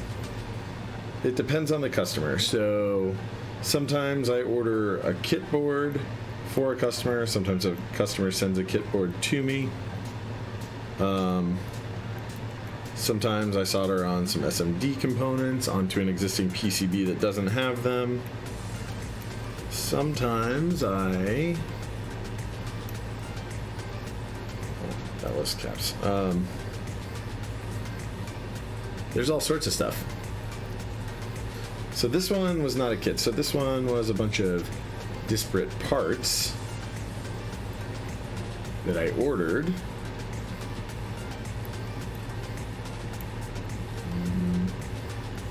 Sticky keys.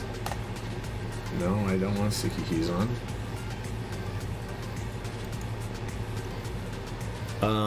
So yeah, this one was a bunch of different parts from different places.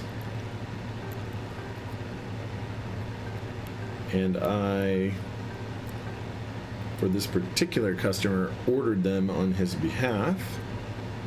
And then am assembling his parts into his board, packaging it back up, and sending it on to him.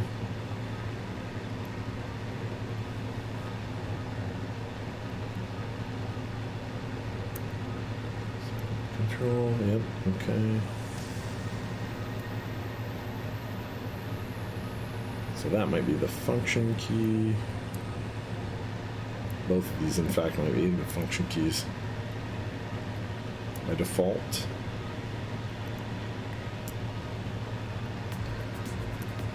Space, here we go.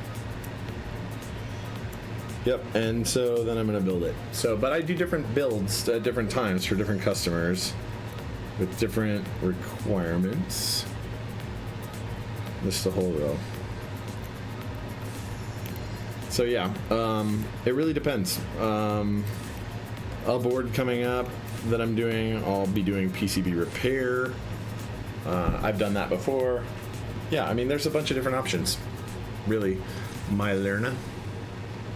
But hopefully what I'm doing, primarily, what I'm really going for is teaching people how to do this thing, solder it together, build it, specifically for keyboards, right? The nuances related directly to keyboards themselves. And so I try and cover that as much as possible.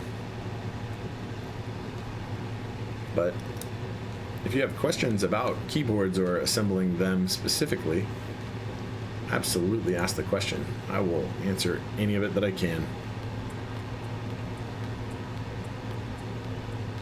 Get a really well built board and know what tune stabs and lube switches feel like, so when they try it themselves, they have reference quality.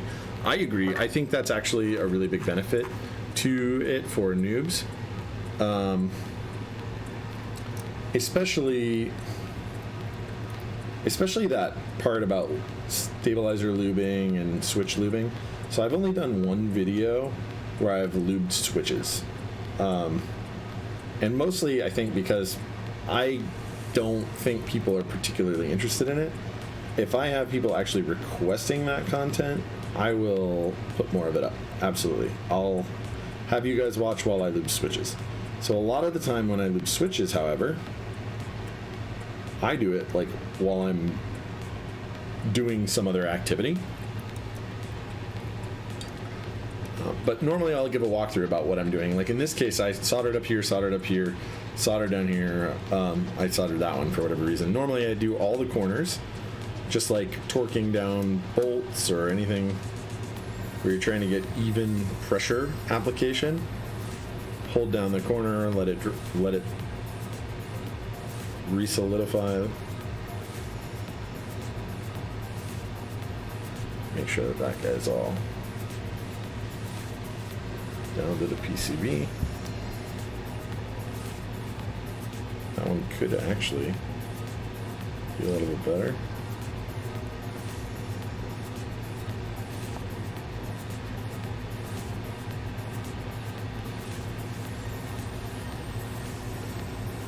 Okay. So I don't know if you didn't see what I did there. I'll show you again. So this one wasn't actually 100% down to the PCB. So what I did is I put my fingers here and I melted the solder on this pin, this pin, this pin, this pin. And I like dragged the soldering iron back and forth between the two. This one turned off. They do sound nice, man. They do. That's what meetups are for too, but those aren't immediately available. They aren't. They are not immediately available. So what I was trying to show you guys is this. So I'm just tacking down the corners, and when I tacked this one down, I did both legs. Normally you should only do one leg and then push it in. I was a little distracted because I was talking. But in that case, what you do is you take, in order to get this switch pushed down and all of that reflowed well, you could either desolder and resolder the pins, or you can do what I was doing. Yeah, that's normally what I do, jack static. So what a good technique is to flow the solder so you get a little bit of heat in both, and literally drag back and forth and keep them molten while you're pushing down, and it'll seep back down. And that's pretty common technique.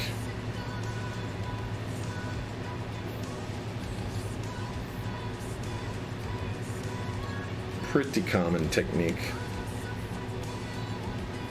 Oh, well, I didn't solder that one down yet. I'm a fan of that method if you're only doing it for like one thing.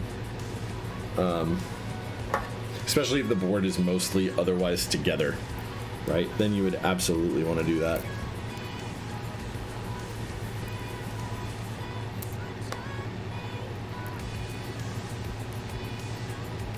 So I just seated the K and the 8 really well. Now what I'm going to do is solder that guy. Look at it again. It's seated really well. It is. Solder the other pin. Because once you soldered the one pin down, that's when you would do what Jack Static was talking about. Where now there's only one solder on one pin. Now you would have the option to flip it over and look and push down to reseat it without moving the soldering iron a bunch.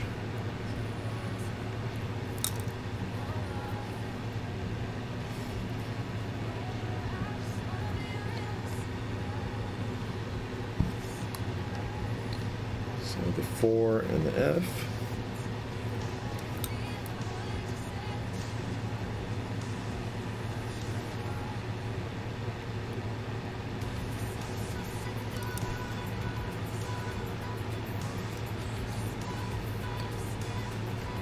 So I think the biggest benefit to getting a good board made by someone else is time also, right? You don't have to do the work. And that's kind of, I think people don't give that as much credit as it's worth. In some circles, I mean, in every circle, time is worth money. Time is your most valuable resource, and it's mine too, right? It's the only reason that I ever turned down any work. If I had all the time in the world, I would take literally everybody's build and do all of them. Because why not? Because why not at that point?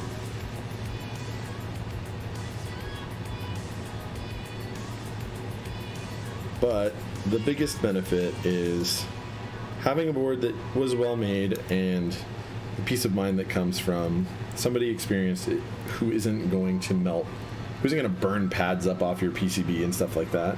Not that soldering is such a well-honed craft that you have to be in a professional, do this thing all the time to actually be good at it. You don't. Plenty of people have good soldering skills.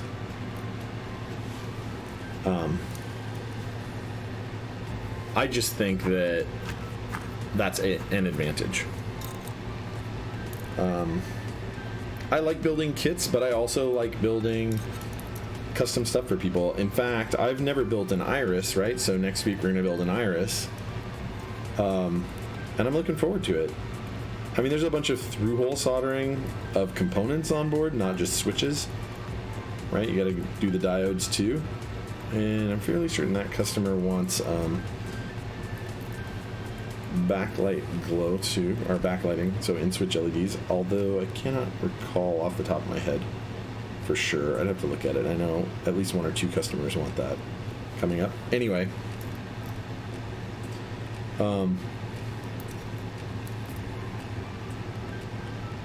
so, you know, there's more stuff going on there. Like I did that, the red Alice had SMD soldering work on it. I mean, I probably would have taken the Alice anyway because I really like the Alice. I like playing with the board. But that being said, it's not like a guarantee, right? I mean, if I had a bunch of other more interesting work lined up right then, it's not a guarantee I would have taken the Alice. But it was interesting. He wanted SMD work, and I've done SMD work before, but not a lot. Even though my technique, I feel like, was pretty good, I haven't done a ton of it in recent history. And so I was like, sure, let's do this SMD work on this Alice. Sounds fun. Keeps my skills sharper. I feel like this one...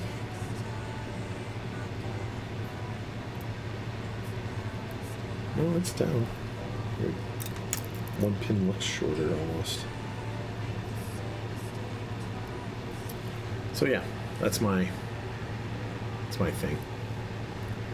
Oh yeah, for sure. Time is money. Experience, learning techniques. Things need to appreciate. Yeah, I agree. Custom cakes. So I've known people that do really good artistic work on cakes. That's a great example. And I mean, the amount of hours that go into it, and they're skilled. It's a skilled job, right? I mean, that person is good at that thing. Can you hone that skill in short order? I mean, you could make the argument that you can hone any skill in short order. We have professional certifications, like we require doctors to have lots of schooling to become licensed and practice medicine, but the truth is, in fairly short order, you could become incredibly proficient at something even as complex as medicine. Now, you won't have all of the experience in the world to draw on, and you won't be as good at the fringe cases, but the diagnosing basic stuff, I bet you get pretty good at it. I bet you do. In a fairly short time, like 6 months to a year. You probably get pretty good at that job. I mean, do I want to go to a doctor who's only got 6 months of experience? No, probably not. But you could. I think you'd probably normally be pretty good.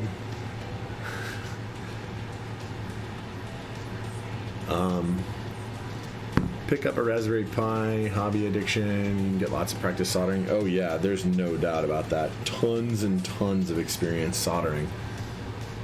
It's a bigger sense of connection with the board when you do it yourself, and do it well. If you mess it up, it can sour, or that would have been great without you. Yeah, I agree. Find out that you're gonna die every time. BBB, man, yes. I'm not suggesting people do it. What I'm saying is you'll become fairly proficient at basically any new thing pretty quickly. And I think that anybody who thinks that they're incapable of doing a thing, I mean, needs to reevaluate their limitations and try to aspire to do really well. Now, there are some things you will never be good at, right? I mean, everybody does actually have real limitations, natural abilities and talents, etc. So, you know, if you were, let's say, physically, oh, hold on one sec. I'm gonna go restart songs.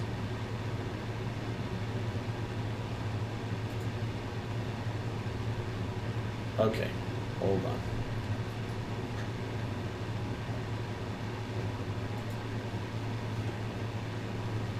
We will find a new playlist.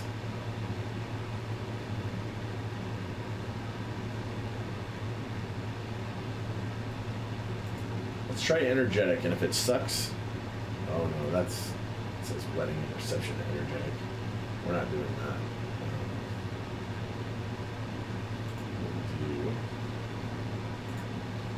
Here's what we will do. Electronic staff picks. We've done this one before.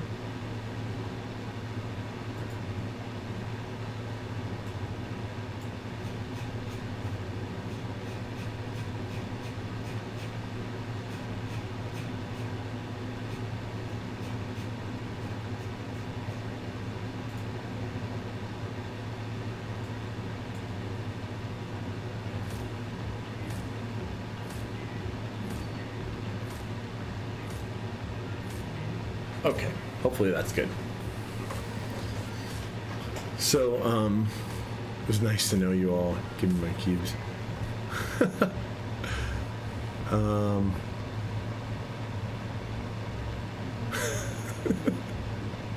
Okay. Oh man, you guys are ridiculous sometimes. I love it. Yeah. So that's another reason that I do this, right? I want you guys to all see all the work that goes into it, and then maybe somebody will just use it as a template and do the job themselves. Whatever, copy me. It's okay. It's pretty big flattery if you just come in here and you choose to mimic me, do my techniques. I mean, I didn't invent them anyway, but what I mean is do the same technique as me. I'm good with it.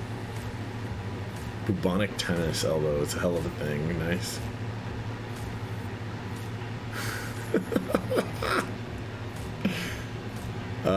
Why are you not subbed? Is it possible to do on mobile? Jack Static, man. It is, I believe, possible to do on mobile. However, I don't know. I don't know why you're not.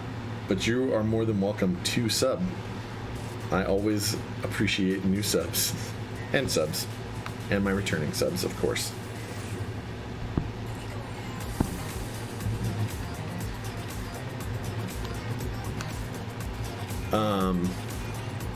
You can report but not sub. Inflazion, hey man, thank you for subbing with your Twitch Prime. I appreciate that. That's awesome. It really is. It's crazy that you can report and not sub on mobile. I feel like I've watched on mobile before. Then again, maybe I just never tried to sub on mobile. I don't know.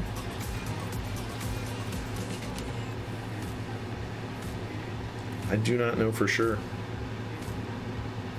It's a bit of a bummer, though, if you can't sub on mobile. Like, a little bit ridiculous. Kind of a lot of it ridiculous, actually.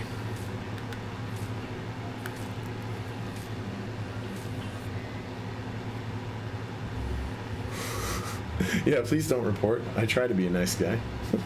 Well, I don't know if I try, but I mean, I try not to be overly abrasive, at least.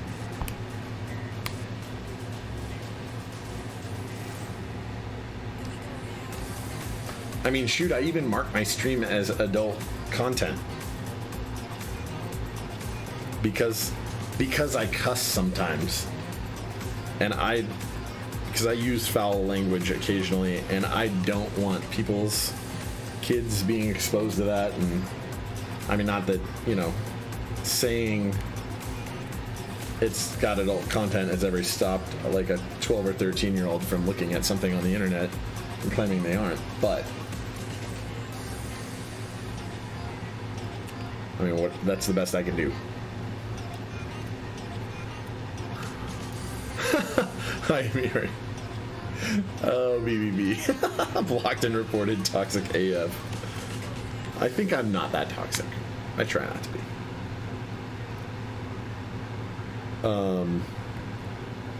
I will say, I've never... Okay, so what do you guys' take? Have you guys been paying attention on the Mech Market subreddit? Like, people... like, keycaps that are going for, you know, extraordinary amounts of money, keyboards, etc., where people are, like, obviously flipping or raising the price artificially of things because they're scarce and the market will bear it.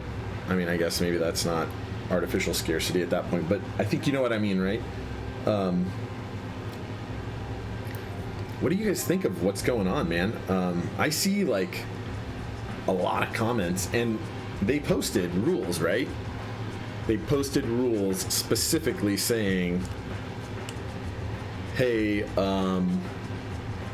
you know, this is a marketplace, like, don't be rude and crappy. I saw one this morning about somebody, it was like a duck blackbird or something, that in Sovereign, I think, put on Nathan Kim's to give away. In fact, I'm pretty sure I tried to enter the giveaway for it. Anyway, this dude was selling it for, I don't remember what it was, like $800 or something. And he was honest about where the board came from, blemishes, etc. And man, they got heated in there. I wasn't trying to defend the guy because I don't agree with the practice. I don't want to see people flipping things. I think it is dumb. But I was like, hey, I mean, the guy said that he just ended up not liking the layout. Like, people were saying, basically, why would you join a thing for it? And I wasn't going to come anymore to the guy's rescue because I actually don't agree at all with what he's doing. I do think the right move is for him to maybe contact Nathan and be like, hey, I ended up not liking this board, and flipping it feels dirty to me, so here's you wanna pay for shipping back to you and then give it away again? But that's not what happened there. Anyway, I'm curious what your guys is.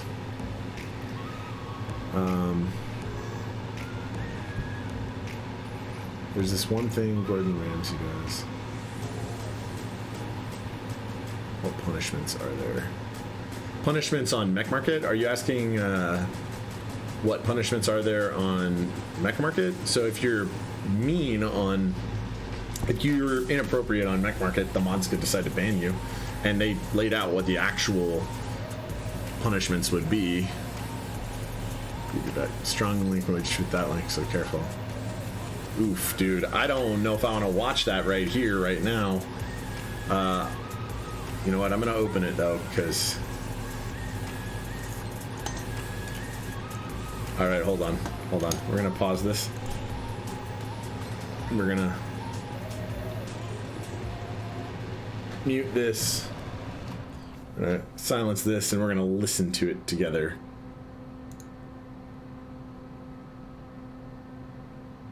We aren't listening to it together. Never mind. I'm not gonna add that in here. But you and you. Okay. Yeah. Yeah. Okay. Yes. That. I think it can't be helped. It's the way of life for these things. But the good thing is, one, communities. It is better, and I'm happy that they're publicly trying to stop him from doing this thing. But yeah, well, he's cash more than the key. If you only join for a cool key, but not super into them. Cash. What are they going to do?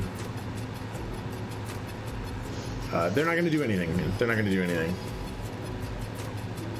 Because good, the link with the actual Twitch official help page takes you to a dead channel called subs. Yeah. I'm not gonna. But I do think you guys should watch it. I think I've seen that clip before, so. Yeah, I'm sorry, dude. That I wish there was a good way, man. I do wish there was a good way to help you get the sub going mobile, man. And I appreciate the sentiment a lot. I really, really do. To everyone who subs and supports anyway, and who's just here even. It means a lot. Hopefully the thing grows and more people watch and like it and get some value out of it. And if not, we're having a good time here all together anyway. I hope that even if it just stays like this, it'd be great. Fantastic, in fact. Yeah, so I think one of the things artisans do, even though it's hard to regulate, is they ban people from entering raffles if they find out they flip. I think that's awesome. I think that's awesome too. Oh, I didn't realize that's where it went. Tiny shiny crumb, but that's awesome that they tried to set up a page that does that, even if what they in fact did was set up a page that doesn't work for people on mobile, which was the problem in the first place. So are you using Jack Static? Are you using the... Oh, I know. I have subbed to somebody mobile before, and I know how I did it. You're using the Twitch app, right? And the way I did it before is I think I opened it in a browser in desktop view mode. But I'm not going to... Don't go through all that, man. You can... If you're interested in subbing, and I am interested in having you as a sub, obviously, who wouldn't be? You know, just later is fine. Enjoy the stream, man. Enjoy the company and the chatting. Way to screw it up, Twitch devs. Yeah, yeah, okay. I mean, I like Twitch, but yeah. Yeah, I know. The punishment doesn't mean anything to him, and I mean, you could just create another Twitch account, right? I mean, like, we would have to, as a community, keep a registry of, like, people by their PayPal information or something that did something bad. Something that, while you can create another one, would be kind of a hassle.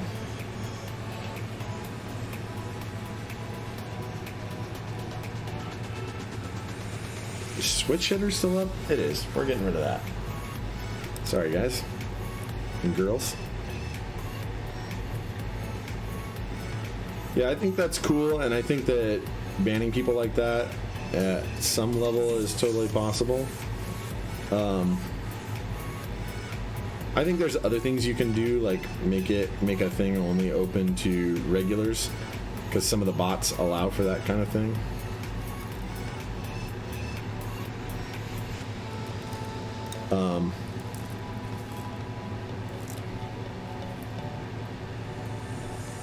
That being said, I mean, I don't think there's a perfect way to regulate that.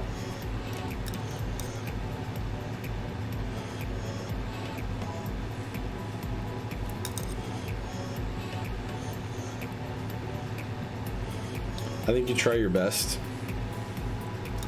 and in the end, Some people are just going to be dirt bags, and I'm not sure if this guy's being a dirt bag. I don't know. Maybe he's like hard up for cash and he doesn't want to tell anybody or anything, and he's got to get rid of it. It doesn't seem to be that way in his explanation. But either way, I hope to see less and less people doing and tolerating it. At the same time, I don't want anybody to get banned on Mech Market. I use Mech Market a lot for my own key hobbying and even for the build service business side of it. And realistically, it would suck for people to get banned. That being said, don't do things that are ban worthy, I guess, and it won't happen. Probably. The mods seem pretty straightforward there.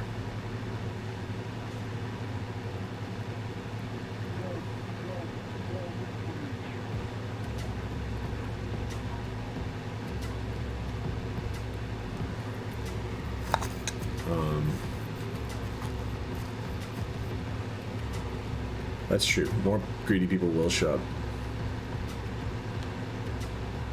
I agree with you. Dawi, I do agree. As long as the effort is there, we can kind of minimize to some extent. And we will, right? Is this better if I zoom in just a little bit?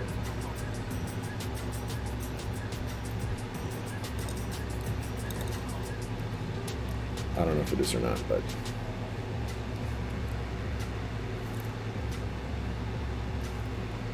hopefully it is.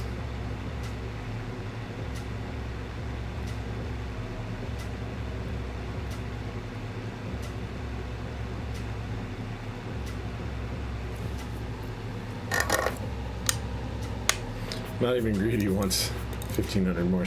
So he didn't do 1,500. I don't think that's what he did, right? I think it was like 7 or 8 or something like that for that guy. But I mean, there are definitely people flipping certain other boards for that much. And I mean, to an extent, you know, the market will bear what it'll bear. And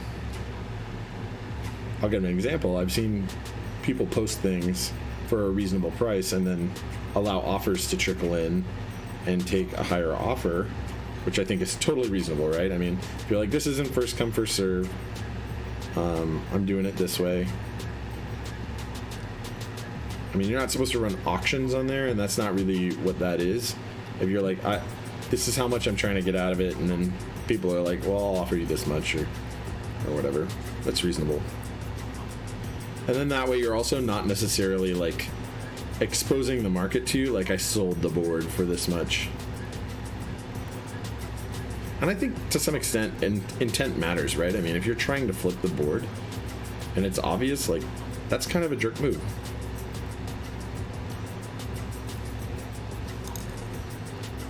Because you're actually contributing to the problem.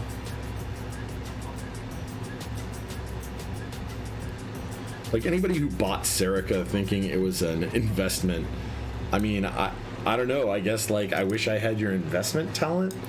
But also, this is a tiny community. Like, why would you do that?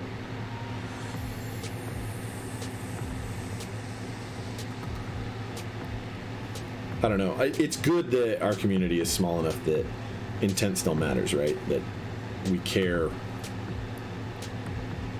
why each other are doing things. And we care to try and police it at the level where, like, you know, artisans, for instance, like you were saying, will ban people who look like they're just trying to flip.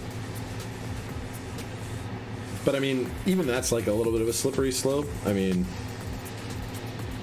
like, I'm not into artisans, but let's say I was into artisans and I got as into it as I am into other keeps, and I just bought a bunch of stuff, and then I decided to sell not all, but sell some of my stuff because I'm just not using them or enjoying them as much as I was. In fact, I have a customer who I built like 4 boards from, or 4. I'm not going to call him out. You can, I don't know if he's in here, but I have some more of his boards coming up soon. He buys a lot of really nice boards, and then he sells them. And I bought a board from him once before he was ever a customer of mine. And like, I see the guy posting on Mech Market frequently, like selling and buying. So I think that this person he wants to try all the things, and he's willing to kind of revolve his money from board to board to board and put in more here and there as he finds things that he really loves and doesn't want to get rid of. And the guy is definitely not greedy or stingy or anything like that. Like, some of the boards that he's had me do, or work that he's had me do on his boards, he's treated me right. He's like, some of the work was either complex or there was a lot of it, so the prices are high, and shipping is expensive when you're shipping, more than 15 pounds worth of keyboards to someone. And the guy's never balked at it, and so it would be easy to get caught up, I feel, in something like where somebody thought you were a flipper. In that case, probably not, because people would notice. They'll be like, oh, that guy, yeah, we see this guy buying and selling all the time.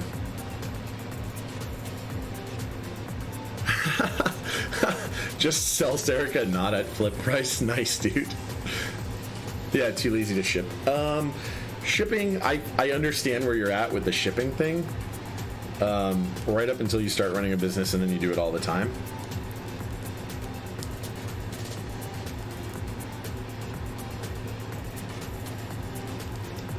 Look at that.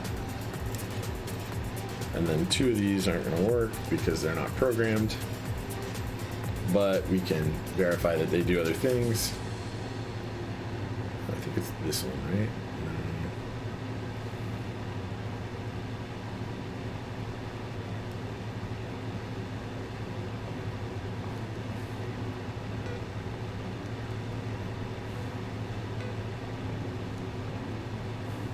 Trying to remember. Yeah, okay. So this is definitely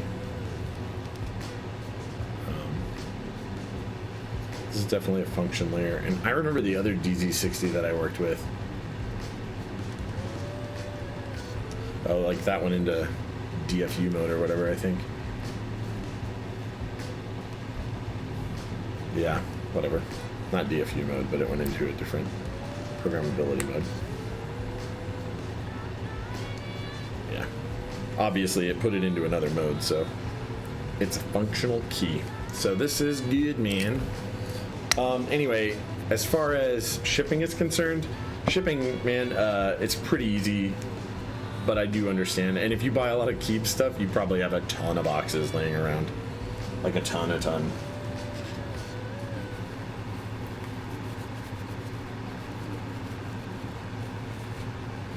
So,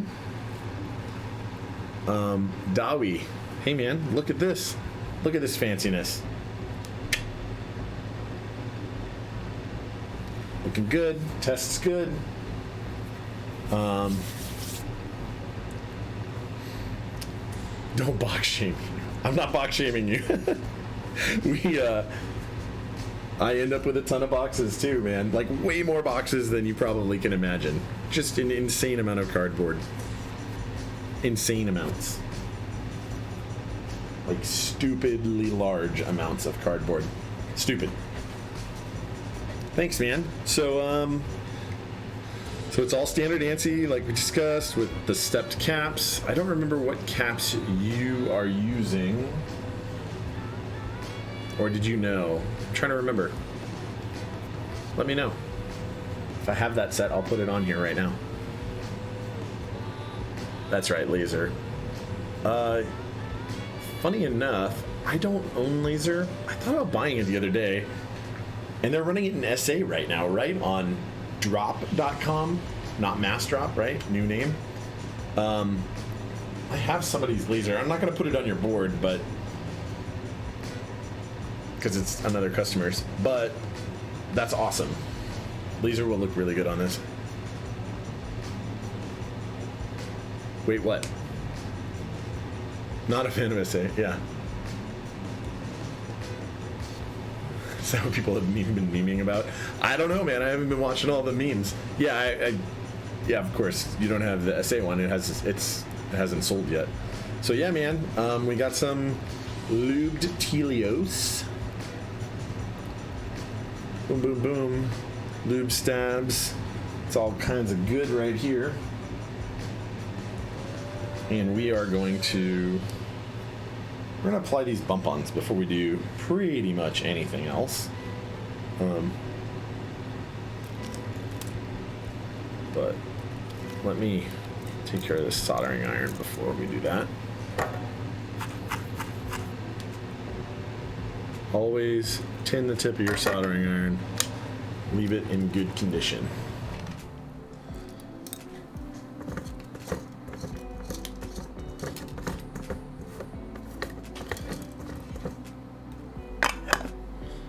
So what we're going to do is we're going to clean the bottom of this board.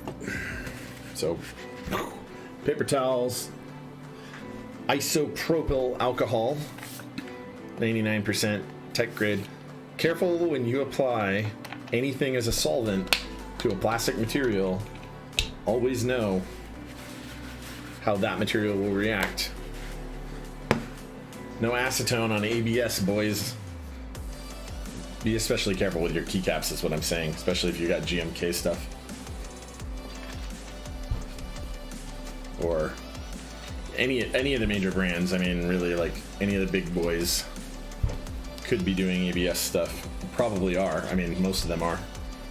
So we're gonna take this. And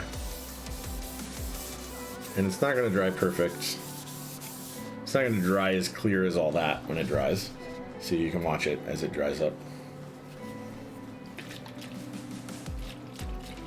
But it does get a little bit of residue that's on there off.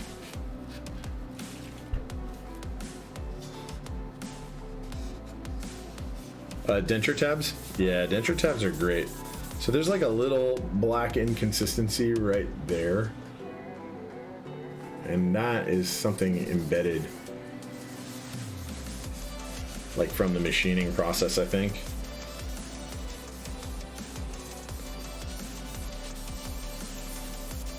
Because while I've looked at your board, pretty much came out and went right back in. And I noticed it before. I was hoping that it would clean off with alcohol. Right.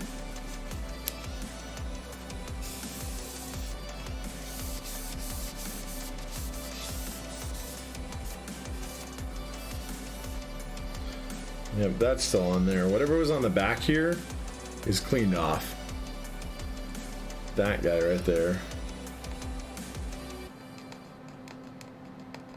It's like embedded. I don't want to pick at it too much. I'll let you do that if you want to. Anyway, we'll get these. There's like a little bit of soot here from the desoldering iron, so I'm doing it on this side. There. I'm gonna put its bump-ons on and then we're good. Yeah, denture cleaners are good for keycaps. They're great. Denture cleaners in an ultrasonic cleaner. Oof. I use distilled water and denture cleaners in my little ultrasonic cleaner, and it cleans caps like nobody's business. I've had customers when they send a board build send keycaps that have some kind of residue or something on them that they want off. I just dump them in there with some denture tabs and distilled water and wait some time and it goes. You can do it hot or you can do it cold. If you're going to do it hot or you're going to do it cold for a long duration of time, be sure you understand what the melting temperature possibility is so that you don't melt your keycaps. I normally do it cold and it works just fine, even if I have to run it a couple times. But at your own risk, right?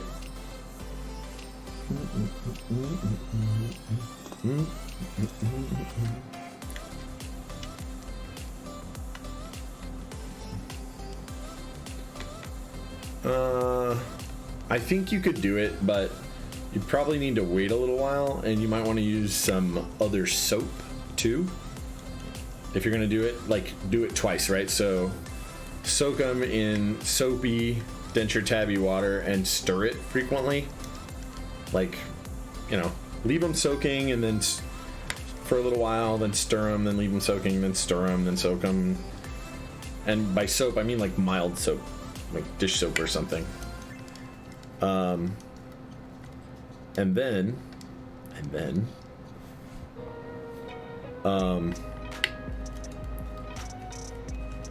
like let them sit for a while. Do it again. Don't do it again, but stir them again. And then rinse them with more distilled water. In fact, if you're trying to save on the distilled water, focus on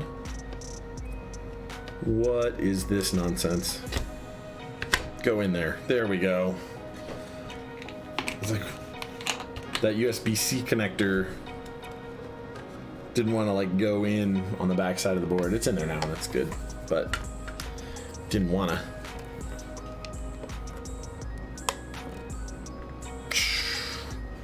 Glowing.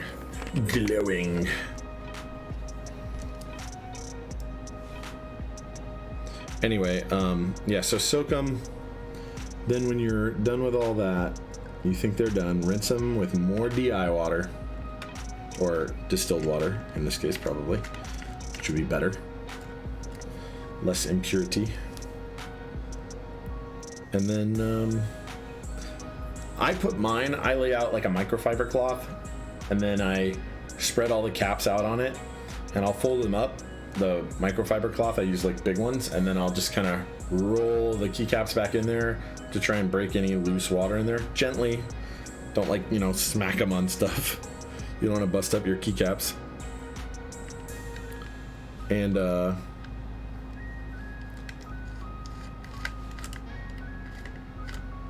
yeah, so kind of roll them back and forth, set them all out so that the stems are face up so that the water can evaporate out of the stem hole, the stem cruciform.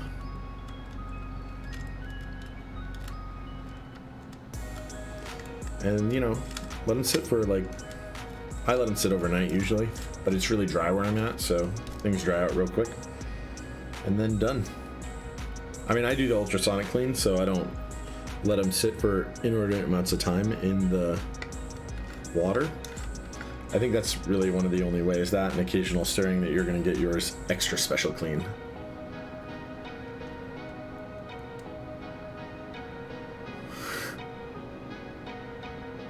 Yep, you got it, man. Except for that, hang on a wire dryer and grab a stick, start smacking. All except for that, yes.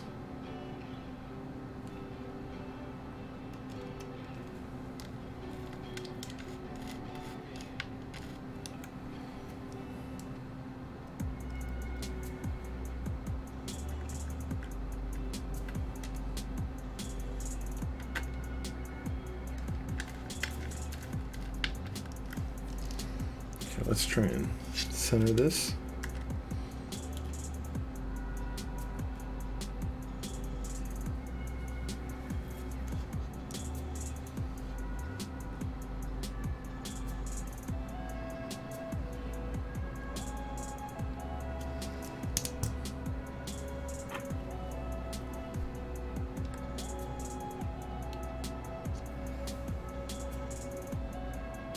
Okay, so one prong fits in just between the sides pretty evenly, and then the bottom looks even side to side.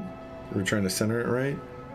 And the top looks like it has just a little bit more space, but you're not going to look at it from the back while it's on a desk, so it's not a lot more, but so now we're going to put this in here, cinch that down just a little bit, cinch that down just a little bit. We're gonna torque it evenly, guys and girls, because I want this to turn out real well.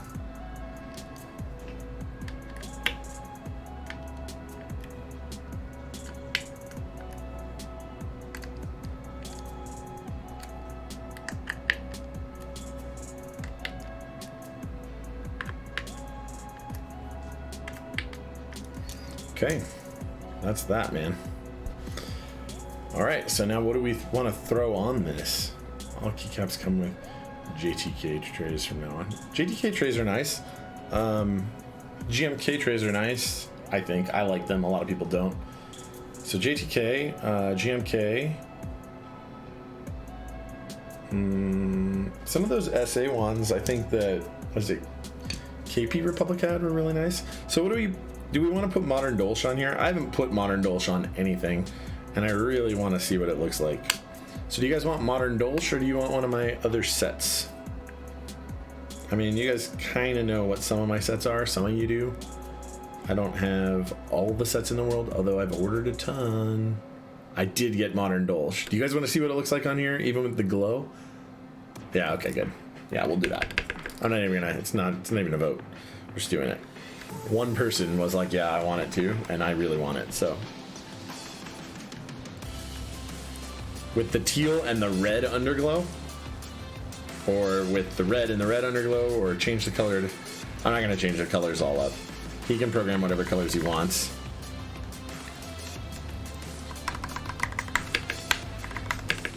Hold on.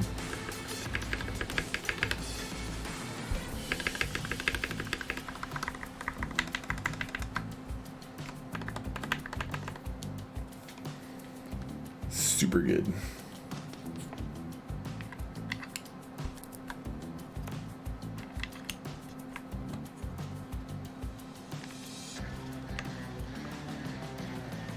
Yeah, Modern Dolch is amazing. That's going to be one of the sets.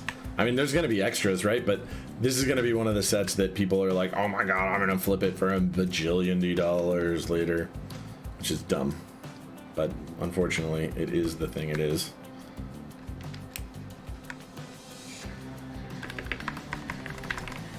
Unfortunately.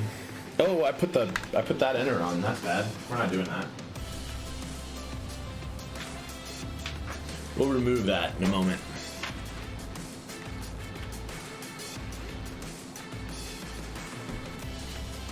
All right, guys. I'm not a flipper. I'm not saving this.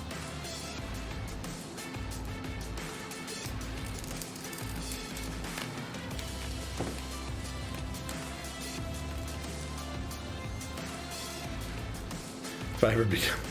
Yeah. It is coming along. Thank you very much, Gabby Megs. Appreciate it. And 5 ohms. Thank you for following me. I appreciate that, man. Oh, come on. So did anybody else get on some Modern Dolch action? Hopefully some of you did. I am not as impressed with the teal as I thought I would be, at least from here, though that could change, right? Let's get this cap back on so we're not contending. Let's pull this off. Did you say you want to do the teal or the red? I'm good with whatever. I actually do like the possibility of this teal with the red.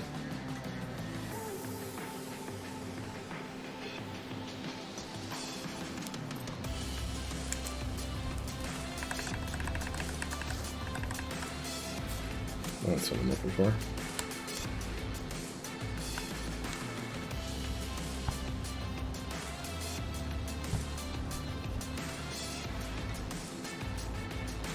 I will not shoot you if you become a flipper. However,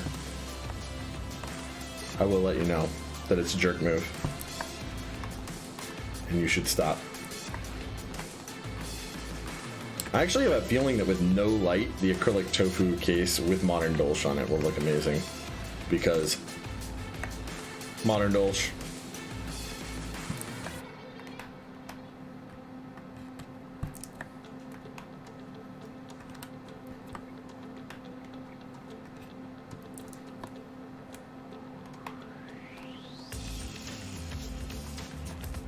So the only thing I didn't get in on Modern Dolch was the spacebar kit, and I'm gonna buy it when the extras go up. I'm gonna try and buy it for sure.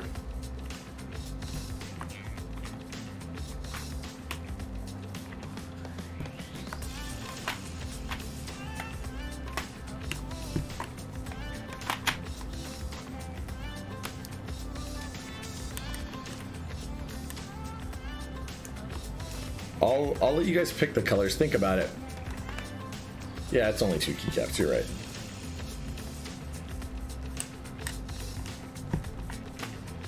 You are correct. We can try both. With and without the light. Uh-oh.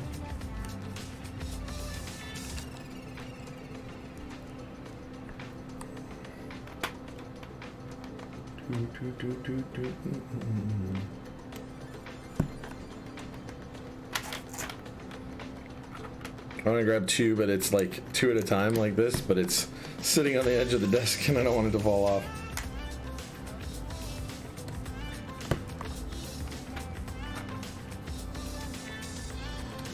So this is a 60% board. So do you think the darker or the lighter? I think the darker. So we're gonna do the darker.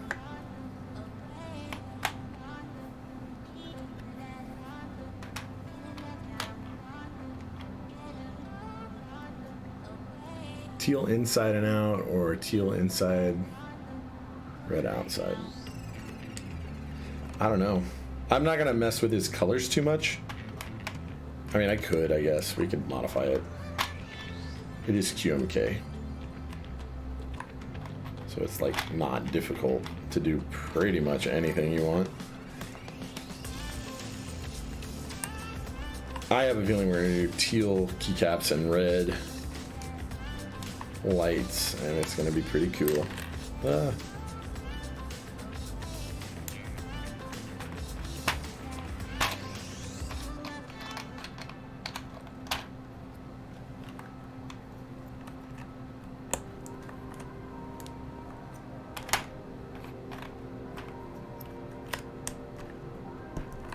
Man, this set looks so good. Oh, the other thing I'm getting in on, I have not got in on it yet, so I gotta do that either tonight or tomorrow, is 9s. Oof. 9s. I am looking forward to that for sure. Like, I will not miss that. 9s is awesome.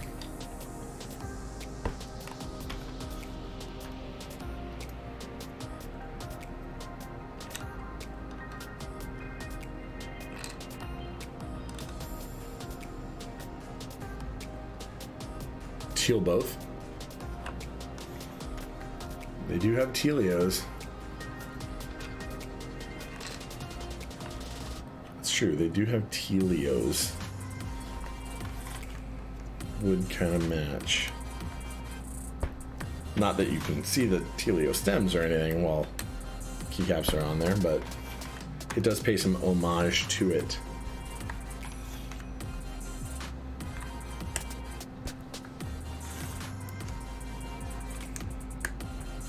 Okay, we're gonna do teal. Ooh, look at that. Look at that. What? So good. So good. So much better than I thought it was gonna be. Oh my lord. Did not expect this color to be this good on this board. Or this colorway to be this good on this board. Oh my god. I want one. I want it so bad. Look at that.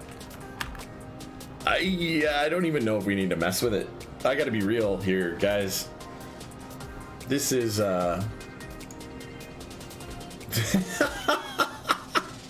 it's so good. There's gonna be extras, Dawi. Dixie has already said there will be extras, so I think that if you want these keycaps on this board, you're gonna have to buy your own. Sorry, they aren't for sale. But yes, I'll try it with red, although I don't think it's gonna be as good.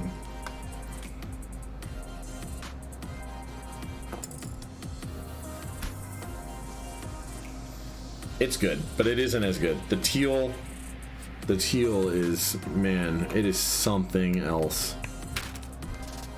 The red looks good on one of them with, it would even look good with red and the red, but I think the teal is just like stunning. with the red background. The underglow can be teal, but it's not a pain, but it's not a thing I'm really looking. I have to move it over to the other computer to do it, because for whatever reason this computer doesn't like. I don't know. I need to figure it out. The drivers for these in DFU mode. All right. Oof. And it feels so good. I may mess with. Yeah. We'll mess with the teal. We'll try in a minute, maybe. Maybe. I haven't decided yet. Yeah, man. Modern Dolch, so good. This looks so clean with this red underglow. It's so good, you guys. And girls. Guys and girls. I want to be inclusive here, guys and girls. So guys and girls. Okay, we're going to move over. That's what we're going to do. We're going to move over here. Over here. Be right there.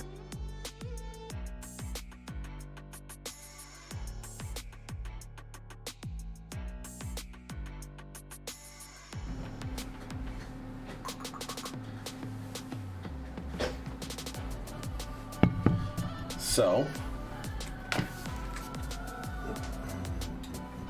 sorry, I'm all up in your way.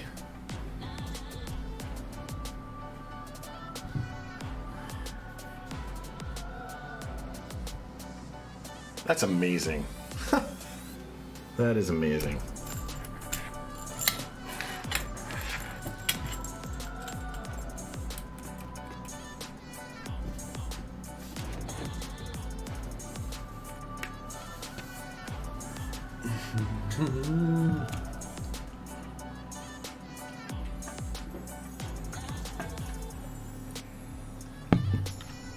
I feel like this is lagging.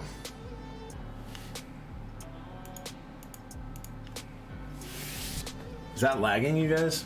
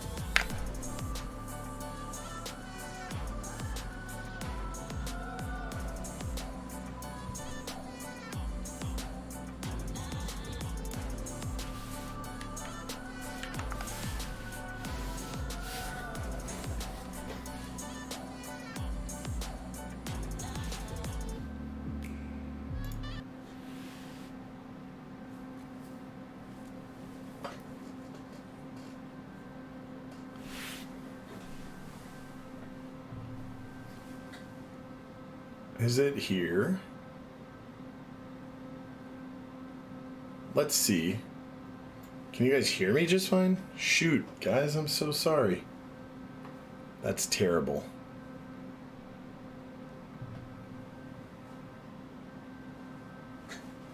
All right, I will return very, very shortly.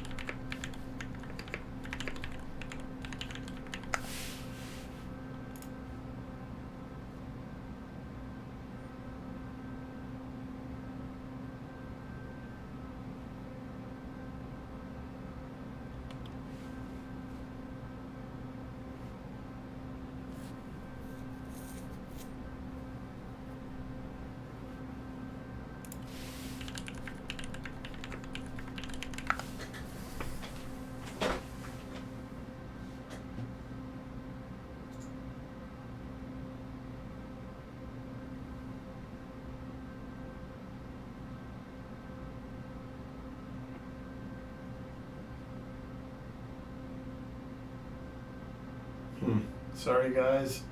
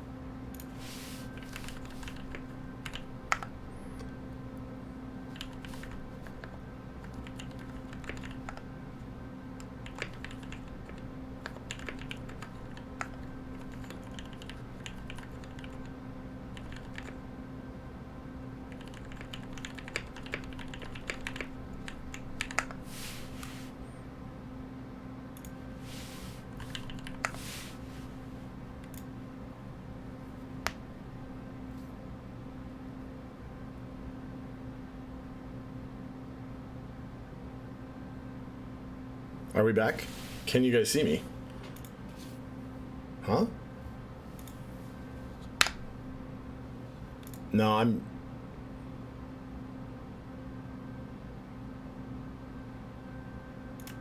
Yeah, I was doing a speed test in the background, so it's very possible that it... Very possible that I was stepping on myself there. I gotta look to see.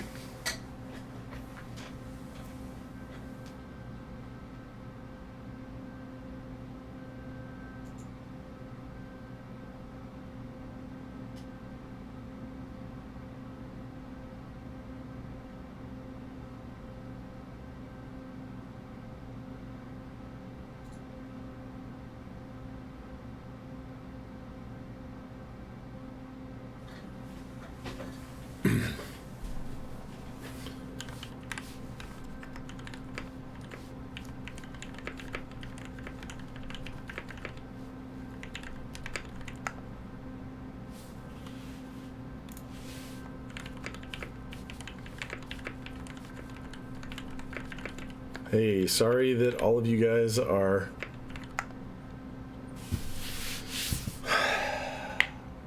Yeah, it looks like it can't do it. I'm so sorry, guys. Anybody that's watching, I'm still trying to stream, and I am recording.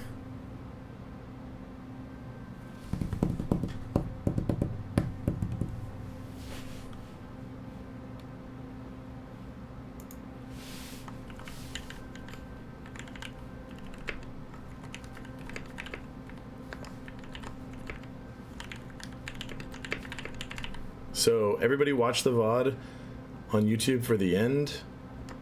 I'll post it tonight.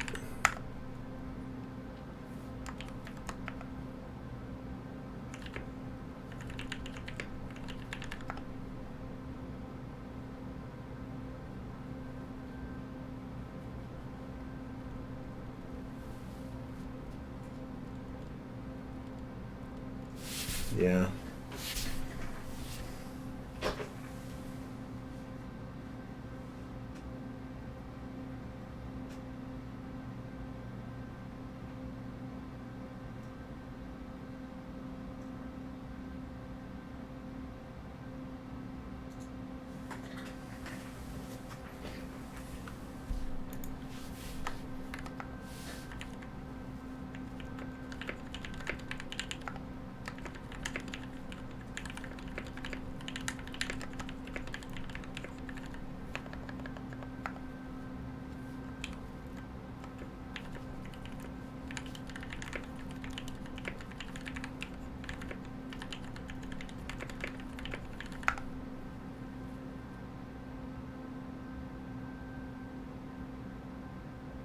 Yep. Anyway, I'll post it to YouTube. Those of you who pick up here on the VOD, hopefully you'll see the issue or you'll see the rest of it.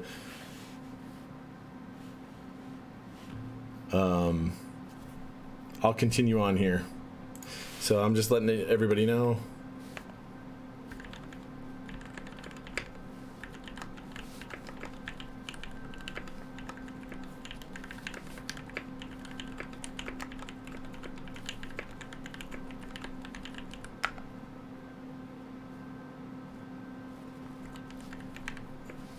watch the typing test there.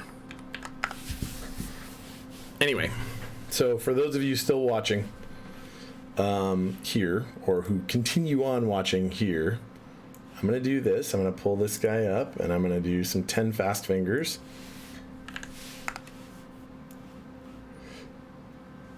And we are going to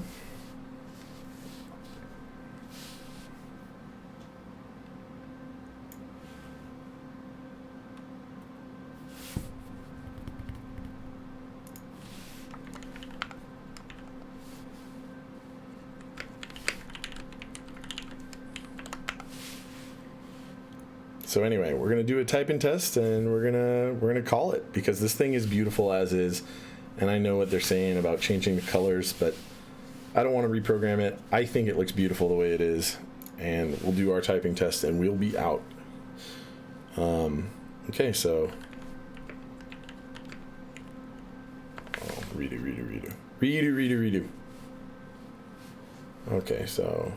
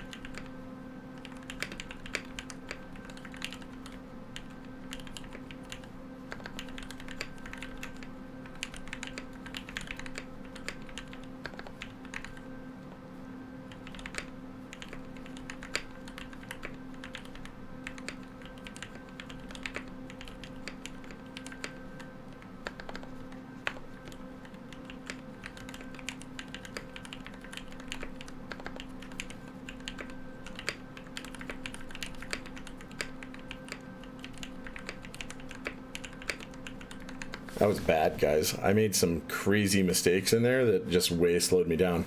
Anyway, everything's muted. You guys should listen to this awesomeness right here.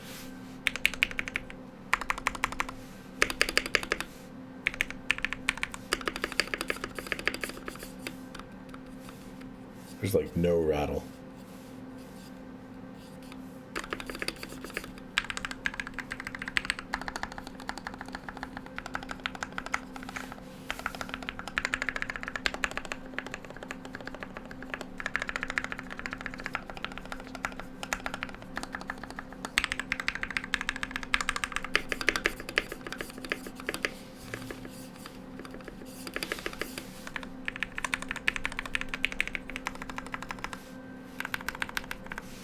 It's wonderful. This is an amazing board.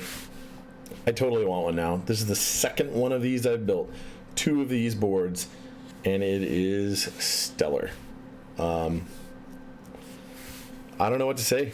I need one of these. Anyway, thank you all for everybody who came and watched the end of the VOD. I really do appreciate it. You guys are awesome, and I will make sure that we try and avoid any of these kinds of problems again in the future. Hopefully we do. I don't know what to tell you. I think I can see other people streaming. I'm getting over 100 meg down and 5 or 6 up at least from my speed test. So it's not me. It's got to be the settings connected. That the streaming system is still up. It just said, hey, I lost my connection. Try your authentication key or whatever. I think it's the specific server that I'm connecting to having issues at Twitch. I'm guessing, I hope. I guess I'm gonna go watch the whatever they're watching and then get ready and go to bed. Anyway, this one was pretty short, ended early. Not it actually went short anyway, but thank you so very much. You guys have a great night, and I'll catch you guys next time. Probably this weekend a little bit. I got some stuff that I absolutely want to do on the weekend. Anyway, you all have fun, and I will catch you next Wednesday, if not before then, but probably before then. Anyway, bye.